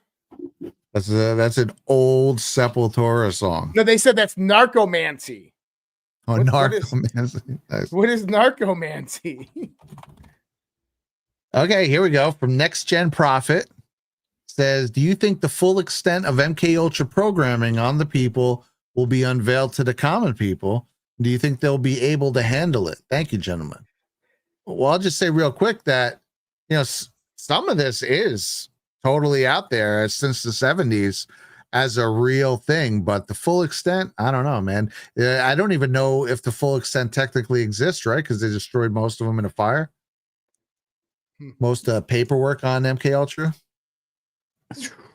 I got to comment on this real quick. Shame at Josh. That's narcomancy. No, it's narcomancy if I practice it. If I'm explaining it to you because I researched it and went out there to learn what it was, that is simply educating you on what they believe, not what I believe. Nice. Should say, thank you, Josh. Appreciate you educating me on that instead of shame on you. Educate me harder. Educate me harder. Educate me harder. Oh, where's Reverend It's too late. Reverend I can't even say his freaking name. It's It's midnight 13 here on the West Coast. It's even later on the East Coast. I'm in the middle. And yeah. MK Ultra referenced in Archer. Pretty mainstream from Human 17. Oh shit. Huh. Well, I mean, it's a real thing. They brought it out in the Church Commission. That's it's absolutely irrefutable. Yeah. Well, no, Tulsi Gabbard came out 6 months ago and said an MK Ultra is still active. I got it on video. That's wild, but it's like no shit, And to hear that as come as an official statement is totally awesome. I agree. As we get off to watch some more videos and some of us maybe to some sleep, I want to remind everybody, if you enjoyed the content was free. Please hit the heart, smash the thumb, leave a comment, and share it out. Let your friends that are be waking up over the next few hours know about Q after hours, so they can come and watch it. And it definitely helps us with the algorithm and getting this show into the leaderboard. Again, Josh, Brad, where can people find you guys? Anything special coming up? You guys find me every Tuesday, Brad and I be live every Wednesday, all through state, right here in Badlands. Christmas is coming up, so looking forward to that. Still haven't got my tree up. We're painting my house, the inside, so like a lot of stuff's moving around, so it's crazy right now. But bro, it's happening. My first house I ever got, me and my friends were like, yeah, we'll get a bunch of paint. We'll paint all these rooms. Dude, we were like halfway through day one. We're like, oh my God, it takes forever to paint a room. Still like, got the paint. I thought we were going to do it like in a couple hours. Yep. No So bad. been painting my house and just lots of things going on. So I'm getting my Christmas tree up tonight. But where you can find me, redpills.tv. I'm linked up how to support me, where to follow me. All of that is right on the bottom. There's 2 red buttons. You can find that redpills.tv or on X at Real Joshua Reid. Substack, redpillproject.substack.com. Appreciate you guys.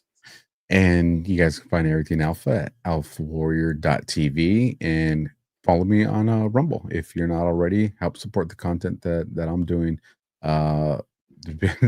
So Josh, Brad, I said, Monday is my big show, conversation with Just Alpha, right? And the shows were really long. They're like 3 hours, 3.5 hours, and everybody's like, we want more. We want another Just Alpha. And so I was like, you know what? I was like, that actually would probably make sense. I'll do another one. And that will probably, I can bring down the Monday show to like 1.5 to 2 hours. Well, all I did was I realized that a lot of the, instead of trying to filter out, the best, I was like, I could just do more. And the shows now there's 2 shows and they both got longer, bro. We were up on Tiny. Me and my audience were up like crack addicts on Thursday night, dude. I set a record that I have no intentions of ever doing again. It was over 4 hours, bro. It was, I mean, I just picture the dude from Men's Society being like, you fucked up, right? You fucked up. I'm on the screen. I got like one eye open. I'm like, I gotta get to this one more. Like, I gotta get to it. Oh, so where's Hunter? I need some coke. But yes. Have you seen Cash lately? Dude, hold on. I gotta show you guys a picture. I gotta show you guys a picture that my buddy sent to Cash. And he's like, bro, that's funny. I was like, it is. It really is. I love the one official picture of him where he's like, dude, look at this is my in real life best friend sent me he goes, this is funny.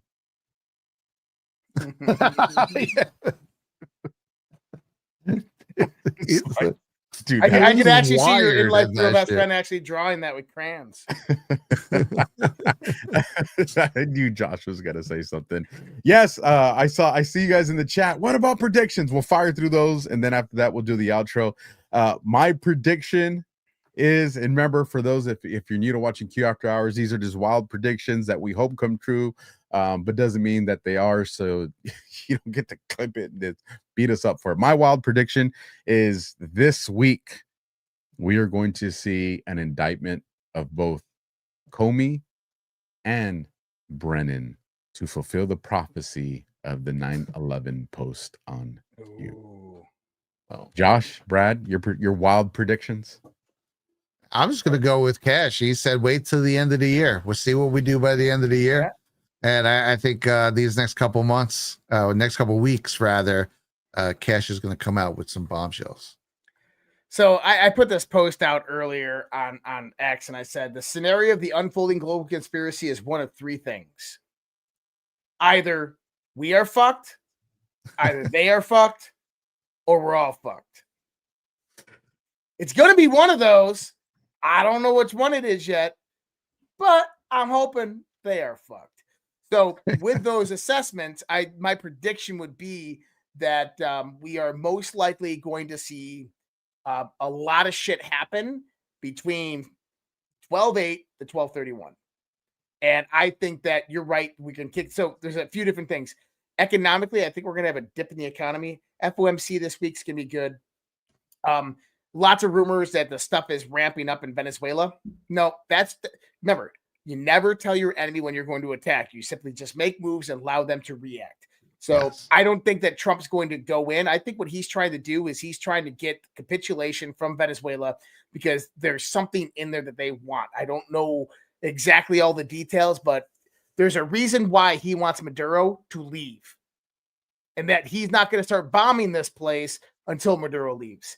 And so I think that there's going to be more pressure on Maduro this week for all that. Indictments, I think it's possible, but I think that maybe we'll just get a Christmas present, like, all of them indicted on Christmas, like grand juries all come about and indict all of them on Christmas or something. That would be cool.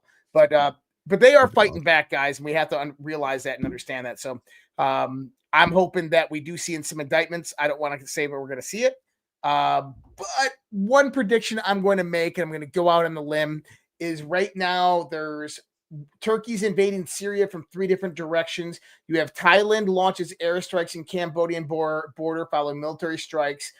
Chinese fighters aim weapons at Japanese jets. Russia and Ukraine are escalating. Washington just told Europe 2027 you're on your own. It looks like Trump is going to leave NATO. We're moving towards a multipolar world. And so I think that you're going to see a lot of old conflicts start coming up and getting resolved either through warfare or through geopolitical constraints. And so I think we'll see some of that this month as well. And I think that you might actually see breaking news from the 2020 election and all of that stuff this week. Declassified information. And with that, ladies and gentlemen, we hope you enjoyed the show. Make sure and go support our last sponsor, and we'll catch you guys next time. God bless, and good night, good morning, good afternoon, wherever you are. Bye. They say confidence starts with smooth skin. And baby, Soft Disclosure Lotion delivers. I swear by this stuff. Like, I kid you guys not. This is the first lotion I've ever had in my entire life that, like, I don't get ashy after I put it on any part of my body. Like, my hands are always dry, and my hands have not gotten ashy without, like, rinsing them through water and washing them with soap since I started putting Soft Disclosure on. Like, it is Black Man approved. I kid you not. Black Man approved. You heard him. And let's be real. If it can handle his hands, it can handle anything. Feet are like, they get so dry, like the heels of them, it'll just kind of like flake off. Like, but with Soft Disclosure, once you put it on, like it starts to absorb it. Yeah, he went there. Don't worry, we won't show you his feet, but trust us, they're smoother too. Soft Disclosure Lotion is made with aloe, goat's milk, honey, and our exclusive oil blend that actually restores your skin barrier. Visit softdisclosure.com, use code BADLANDS, and get 15% off.